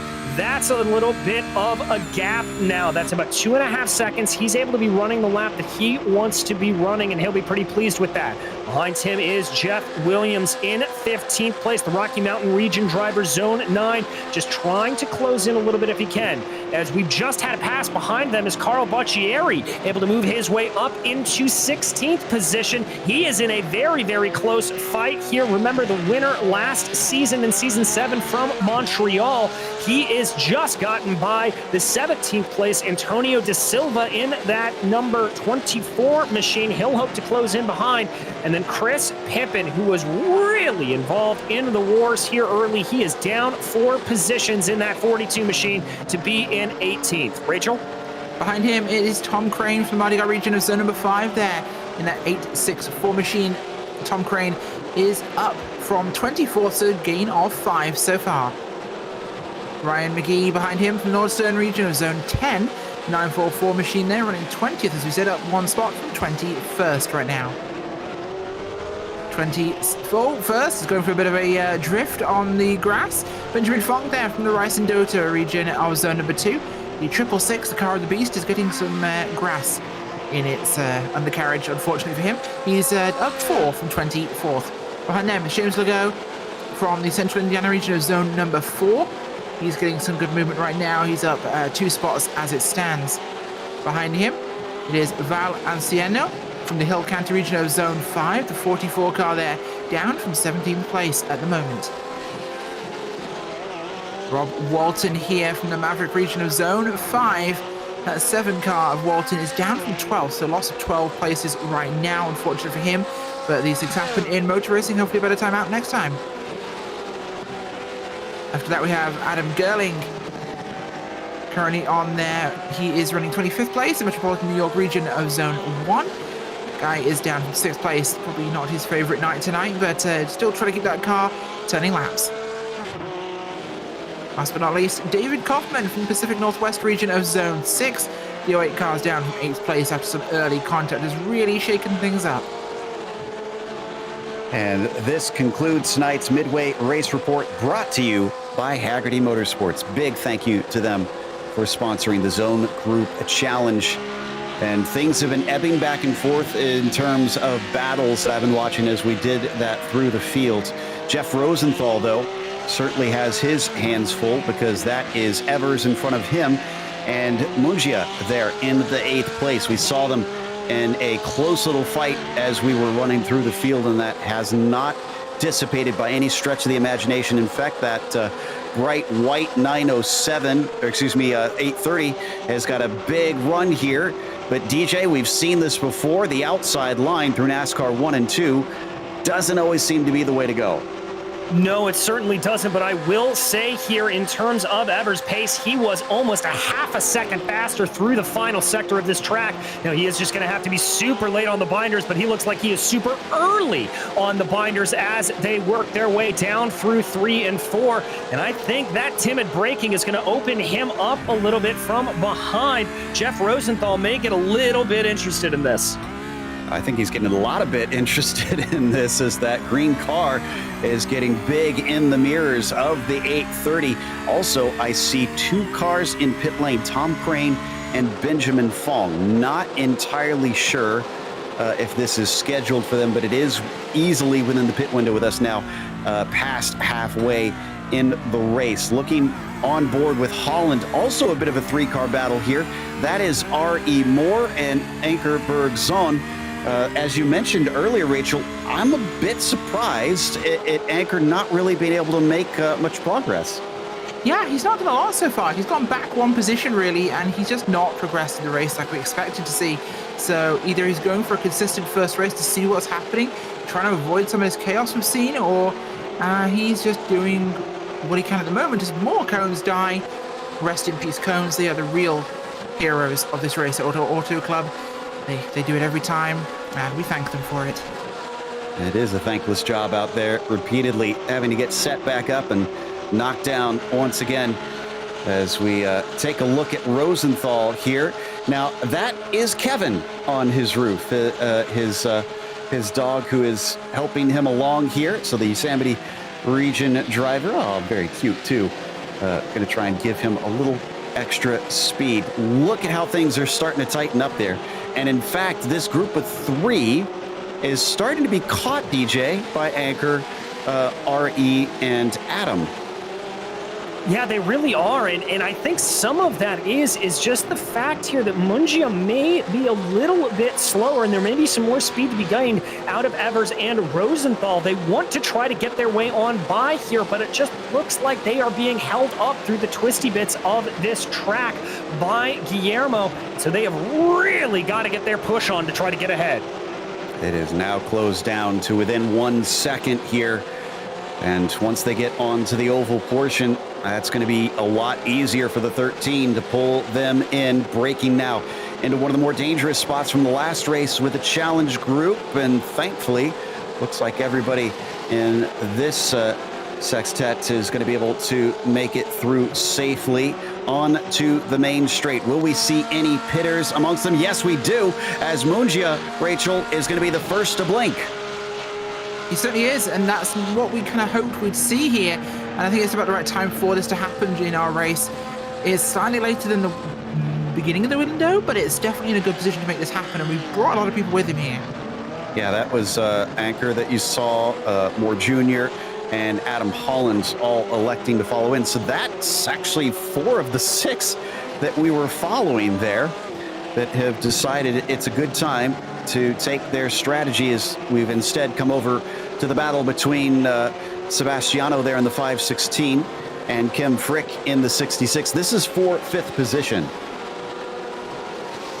Yes, it is. Just trying to see if there's anything to be had here for Frick. Woo! Very late onto the binders. They are going down into turn 8. Got to be a little bit careful with that. That corner really tightens itself up there, so it's very, very easy to run a little bit too hot and clip that car in front of you. But Frick just absolutely towing the line, doing a great job. Ooh, that was way too deep, though, for Sebastian in front of him. The 516 is definitely going to be under threat. I got to think he's going to probably take his pit here in hopes that he can get away from this pressure as we come out of the final corner. But both of them go. They are going to pit at the same time, and a little bit better on the binders for Frick as he starts to gain a little bit. That's going to allow the car of Adam Spence to get a spot or two temporarily, Rachel. But look at this. It's going to be the battle of the pit crews. Yes, it is. Who can do the service faster? Who's going to run slightly lighter or slightly heavier here to get this thing done? They know exactly how much they need to make it to the end of this one, and we'll see what they can pull off as the first car drops into their slot. Second car staying very honorably wide here. We'll see what he can pull off, but it's going to be interesting to see if he can deploy this in time. We're expecting just fuel here again. We had some people accidentally taking tires last time. I don't know if that helped them. I don't think the leaders did it, but if we see them go up on jacks, that's not going to be a benefit here as we're going to watch these guys get their service. It should be gas them up and go, and it looks like it was quicker for the 66. Just marginally, I believe. Yeah, I'm looking at the times. Yeah, he was about 0.3 quicker, so it's not going to get him the spot, but it'll get him closer. And these two exiting out have now become the highest drivers to have pitted. But Garrett Taylor is your leader. He's going to carry on to lap 17. Farthest we saw someone go last time, actually, I think was about this. The end of lap 18. Was it not for our farthest driver in the challenge? Yeah, okay. So I'm not sure if we got more drivers with better fuel mileage. Well, maybe not. DJ, it looks like Gregorado, Geiger, Barua are all in. Spence, so just somehow the envious skill for Taylor of being able to be fast and good on fuel. Indeed, looks like Rosenthal's going to be able to stay out as well. Waiting to see if anybody else, I think Craig Smith is going to opt to stay out. Waiting for the rest of the drivers to come through, but this does look like the end of the pit cycle for everybody who is normal with their right foot. As Bill Soupzon would say, it's like having both the looks and the singing voice. Garrett Taylor just managing to be both fast and efficient out here today. It's not fair to everybody else. Oh, and Carl has missed his pit stall. It's not been Carl's day, Rachel. It seems like sometimes these things just compound. You have one bad thing happen to you, and it's like it takes your focus away. Yeah, I'm not sure if he could manage to get a lap time set in qualifying, but he didn't set one at all, and it's really, really hurt him so far. He's been trying to recover all race, and that missed pit box will cost him time. It is, some days just, it doesn't rain, it pours. Certainly. And our leader is now in. Garrett Taylor looking to take his service. And Enrico in the number 5 was the one who was chasing him, but he has already taken his stop. For reference, it was 11.1 seconds for the number 5 car. Here we ride on board with the Pacific Northwest region driver trying to get up to pace and see if he can gain some time. I doubt, DJ, he's going to be able to jump Taylor, but you never know. As he now comes into the chicane. Taylor's such a long pit lane. He's still getting there. Yeah, this is a massively long pit lane, a true NASCAR-style pit lane. So Gregorado going to be trying to get it out here full power now. You see him taking it as wide as he will go. Taylor waiting in the box, waiting. This is going to be the battle. And remember, Gregorado here is going to be up to speed. It looks like Taylor is out. It's almost 0.7 quicker for Taylor, or for Gregorado rather, which means he should have gained some time. We're looking back from our leader, and as he can just start to see Enrico get bigger, it doesn't look like enough of a threat. If I am in the cockpit of that 8, Rachel, I'm not sweating right now. I don't think I am either. No, Garrett Taylor got a good run there, and he's got his time sitting right here. This is where he needs to be. He had a clean run, and I think it'll be nice and solid. Yeah, all he has to do is manage the race from this point on, because Enrico's not close enough to attack. Oh, and you can see he's pushing as he goes way out. Now, that is within bounds. They are allowed, but you can see the grass is there, and so they have to swing back in time to make sure that they don't get an off track with that. I don't think we've seen any drive-throughs on this one. Now we switch over to Mungia. Once again, this has been a lot of fun to watch here, DJ, and 2 very different lines between himself and Walton. Yeah, and they've got to be a little bit careful. There's a battle starting to form behind them in the form of Gerling, Rosenthal, Evers, and R.E. Moore Jr. So if they squabble up ahead, that's going to be right up a part of it. Here comes down to the inside into turn 5. That was a great move. That was Evers in the 830, but he's not out of the woods. Here comes Moore Jr. He is going to try and get his nose to the inside as we watch from Adam Holland's perspective, and no, backs out of it as Evers slams the door shut, Rachel. Oh, he absolutely did. That door was slammed, and it did not have one of those mechanisms on that slows it down, so that made it very much a statement move, I think. Indeed, and not having any of that as we once again come into the braking. Rosenthal, who looked a little deep into the corner. Does he get the exit? as he tries to get those paw pads running and see if he can find traction out here. Coming now on to the oval. This is where it's all important, and look at how much Evers is just letting the car drift out to help get him that little bit of speed, and I think it paid off here, DJ. He's going to get a tow. He is going to get a good toe, and crucially, he's going to catch this at the right time. I'm not sure I like the idea to move up a little bit early there. I would have opted to stay in the draft a little bit longer personally if I was Evers, but let's not second guess him. He is going to ride the Kyle Larson line all the way up around the high side, just trying to carry as much momentum as possible, and I don't think that's going to pay off. Look, he lost some time there. He did indeed. So for now, Rosenthal has got to hope that it's a little less German Shepherd blood on that roof and a little bit more Greyhounds that he's got to be able to try and run away from the 830 as we go back to Holland once again, who chucks the car into turn 5. And that was also costly as Jeff Williams is much farther up the road now. Oh, absolutely. And you know what? German Shepherds are incredibly fast if their lunch is ahead of them. True. True. That's the one thing you need to get a German Shepherd moving very, very, very fast. Or if you've ever seen a police dog in many places, a Batman. They will go real fast for them. The fur missile is real. But yeah, no, these guys are putting on some real good work today. We're seeing some fantastic racing. Kim Frick here, Niagara region of zone 1. P5 for him at the moment, so he's up 2 overall from where he started this race, but he's not really had much strength in this thing. Looking back here from Balistieri, now the Metropolitan New York from zone 1.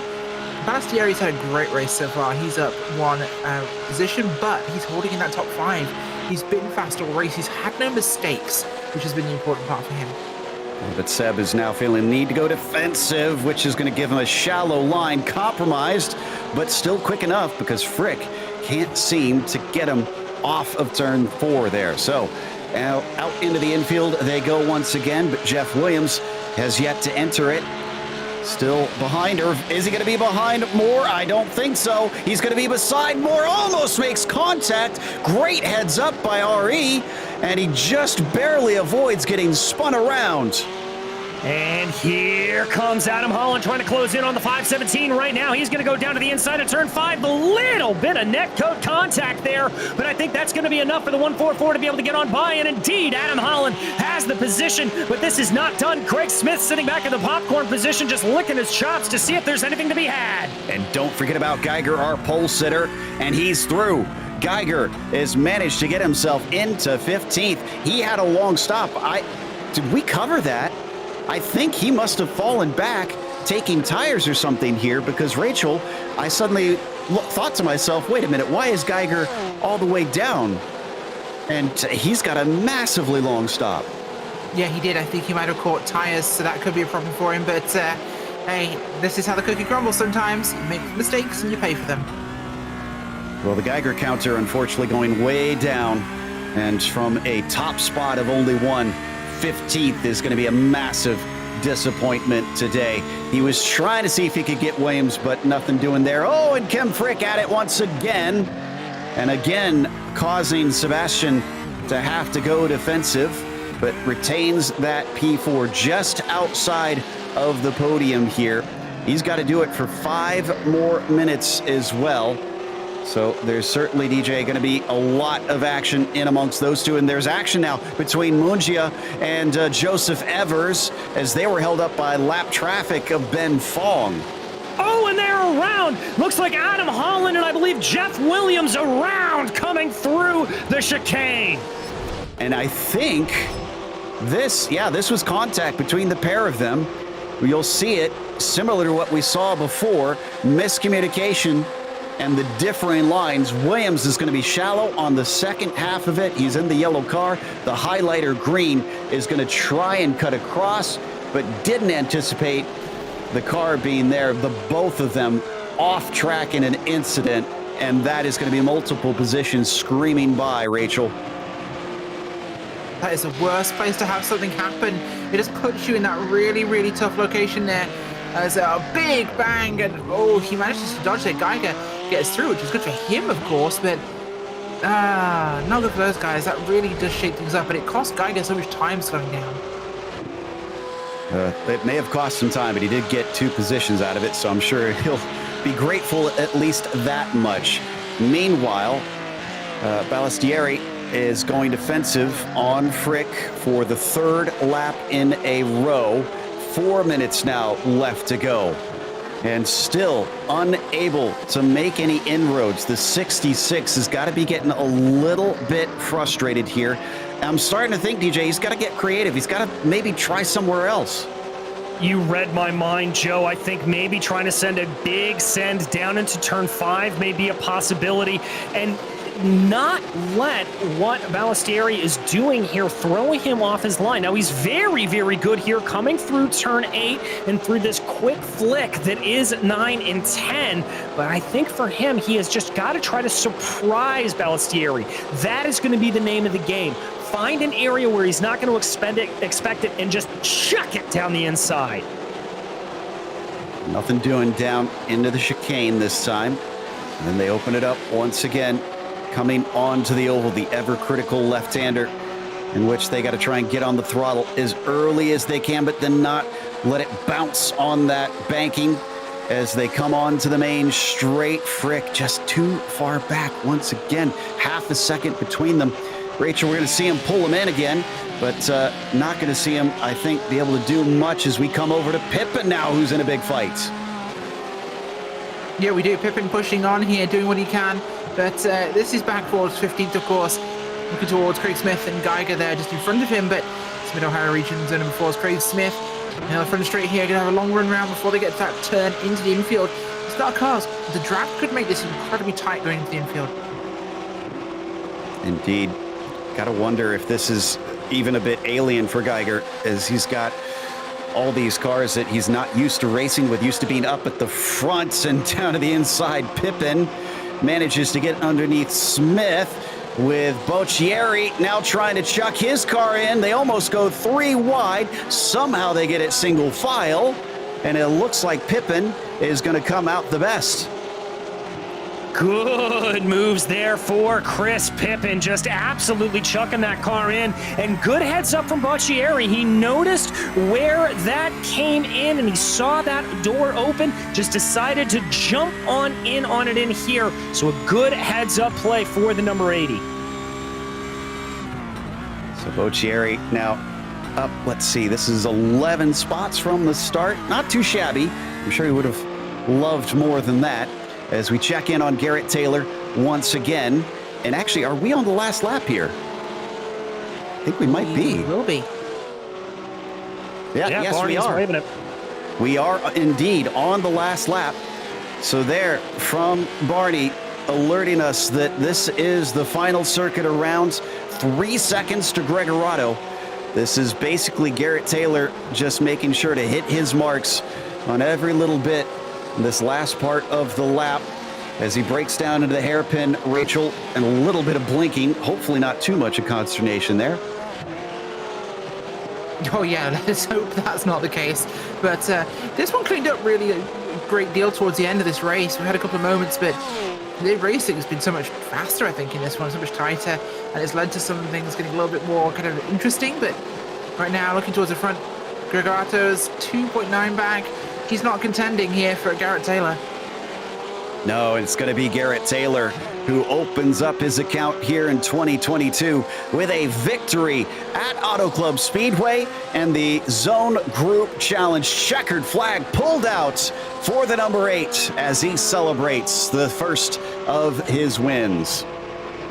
Behind him, Enrico Gregorado going to come across about 3.5 seconds behind to take that second place. Good battle starting to develop here for P10 as Mungia trying to get by R.E. Moore in these last stages. Yeah, and this is not too far behind Rosenthal. This is basically all a big battle for 8th position. Now you can see them weaving their way through. Can the 713 drag this dog of a car up into the top 10? It's looking good, and a big battle behind them. Now Pippin, once again, Boccieri and Craig Smith. I don't think Boccieri's close enough to be able to try and pip Chris to that spot. And yeah, you see him, look at him try and urge the car forward. That's just not going to be enough. He'll have to settle for 14th. so. It was good, but that was so tight there. 17th coming in the end. It's not what he wanted, but it's still a position up. Yeah, and impressively, despite having a few more DNFs here today, it looks like we've got all 23 of our runners at the end, finishing on the lead lap. No, I take that back. Looks like Ben Fong is going to be our lone car a lap down. As here is your results. Garrett Taylor taking the win over Gregorado. It was much closer than what we witnessed back in the Challenge Series, 3.5 seconds, but just couldn't keep the pace. Avijit Barua with a well-earned podium today. Definitely deserves a pat on the back for that one. Sebastiano Ballestieri in fourth, a distance back and off the podium. As Kim Frick tried to fight him the whole way, it was 4/10 at the line between those two. Then you've got Adam Spence finishing P6. From there, Robert Walton in 7th, Jeff Rosenthal in P8, Joseph Evers in 9th, and DJ, it's R.E. Moore Jr. wrapping up our top 10. Guillermo Mungia unable to catch R.E. Moore right at the line, with Joey Geiger right behind him, and Chris Pippen with some very aggressive moves to net him an impressive 13th place. Carl Boccieri unable to get around Pippen, and he'll have to settle for 14th with Craig Smith and Adam Holland behind them. Antonio De Silva was 17th with Tom Crane in 18th, Ryan McGee 19th, and James the Gold rounds out your top 20. 21st is Val Asiano with Adam Gerling in 22nd, Jeff T. Williams 23rd. Anke Bergerson ends up one lap down there in 24th with David Kaufman 25th, and Benjamin Fong rounding out our field in 26th. So only 2 DNFs today, I believe, in the end. And I believe, are we going to be talking to our winner? Yes, we are. Garrett Taylor going to be joining us in that number 8 machine. And Garrett, congratulations on that win. It looked like you still had to work hard for it, because at first Geiger behind you and then Enrico keeping you kind of honest. Definitely. They gave me something to run away from. Talk about those pit stops too, because you stopped a little bit later than Enrico, and as you were coming out, were you watching the rearview mirror to see how close he was? Were you kind of at least aware of what his stop was like? Yeah, definitely. I was watching the rearview mirror the whole way out, because I was hoping that I'd maintained that gap. So, and it came out about the same as we went in, so it worked out. Well, after this lesser used track, we got another one that you don't see as often in Barber Motorsports Park. Can you keep this up with another victory when we head off to Alabama? I hope so. My first PCA race win came at Barber, so let's hope we can repeat. Crossing fingers for you. Congratulations on the win. Is there anybody you want to thank for today's win? Yeah, my Matrix teammates for helping me practice and helping me continue to get better. All right, so that was Garrett Taylor, your winner. As up next, I think we've got DJ with Enrico Gregorado. Indeed, Enrico, a very, very close battle out there for you. And near the end of the race, you were kind of able to just sort of sail around, but some hairy moments there in the early stages. Yeah, it was a great race. Very good driving up front with Jake and Garrett, of course, and we've been practicing all week and swapping fastest laps, so I knew it was going to be tough, and it really was. Talk to me a little bit about the pit stop strategy. You obviously went for the undercut there. Was that your plan all along, or were you thinking to maybe try to do that to catch Garrett out a little bit? No, so I noticed that we were coming up to some lap traffic, so I didn't want to stay behind them for a whole lap, and I just happened to be close enough to Garrett to try and take advantage of that as well, but it was primarily to avoid the lap traffic. Gotcha. Well, I have to ask here, second place is a great way to start off the season. It's very, very a good way to stamp your authority into it. What are your goals going forward in the next couple of races? Honestly, to do as well as I can for my zone group, and just have fun with all of the guys. It's great fun. It's a great way to spend your time. Well, I couldn't agree any more with you there. It is a great way to spend time. I love watching you guys out here racing. And I guess, Enrico, it's parting thoughts. Anybody you would like to thank for this second place on the podium today? Yeah, of course, my family, as always, and all of the guys in the zone group, Wild West Zone, and everyone who takes part. It's always good fun, and everyone's really friendly and great. Well, thank you so much. That was Enrico Gregorado, your second place finisher here today. And Rachel, I believe you've caught up with our third place finisher, Abhijit Barua. Yes, Hey I there. have indeed. Abhijit Brewer, fantastic run today, third place there, up one from starting third. Just what is this track like for you to drive? I gotta admit, this is not one of my favorites. I've always struggled with this track, but we've spent some time as a zone group when we were off-season coming out of season 7, in Series 7. So all that time that we put on the track looked like it finally paid off with the help of a couple of my competitors who had a couple of slowdowns. So yeah. Well, it seems like it certainly helped out, of course, but one thing I think I noticed here is you definitely had some fun with traffic on this one, whether it be people trying to have moments on the racetrack and lap traffic. Things got quite busy on there. Yeah, you kind of have to be mindful of the track, and this track can definitely eat you alive if you're not 100% focused, and if you're off by one beat, next thing you know, you are mowing the lawn. You certainly are. Well, anybody you'd like to give a shout out to or thank after this race? Our zone group, the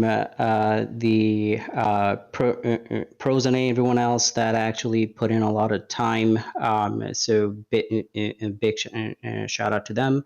In addition to all of you guys and our sponsor. Awesome. Well, thank you very much for joining us tonight. Abhijit Brewer, fantastic run here, third place. Thanks. You too. That's going to wrap up our interviews and our show for tonight here at Auto Club Speedway for the PCA Sim Racing Series Zone Group Challenge presented by Haggerty Motorsports. And we'll see you next time here at Auto Club for the Club and Pro classes. It all kicks off at 9 p.m. Eastern on Friday, February 18th, live here on Podium Esports. Thank you so much to our title sponsor, Haggerty Motorsports, and a big thank you to the steering committee at PCA Sim Racing. And a huge thanks to our team tonight, DJ, Rachel, Ryan, Cameron, and Dougie. Also, none of this is possible without those behind the scenes at Podium Esports, Ryan Bauer, Gary Sexton, and John Theodore. Thank you so much for watching tonight's broadcast of PCA Sim Racing presented by Haggerty. I'm Joe Peak, and I'll see you on the track.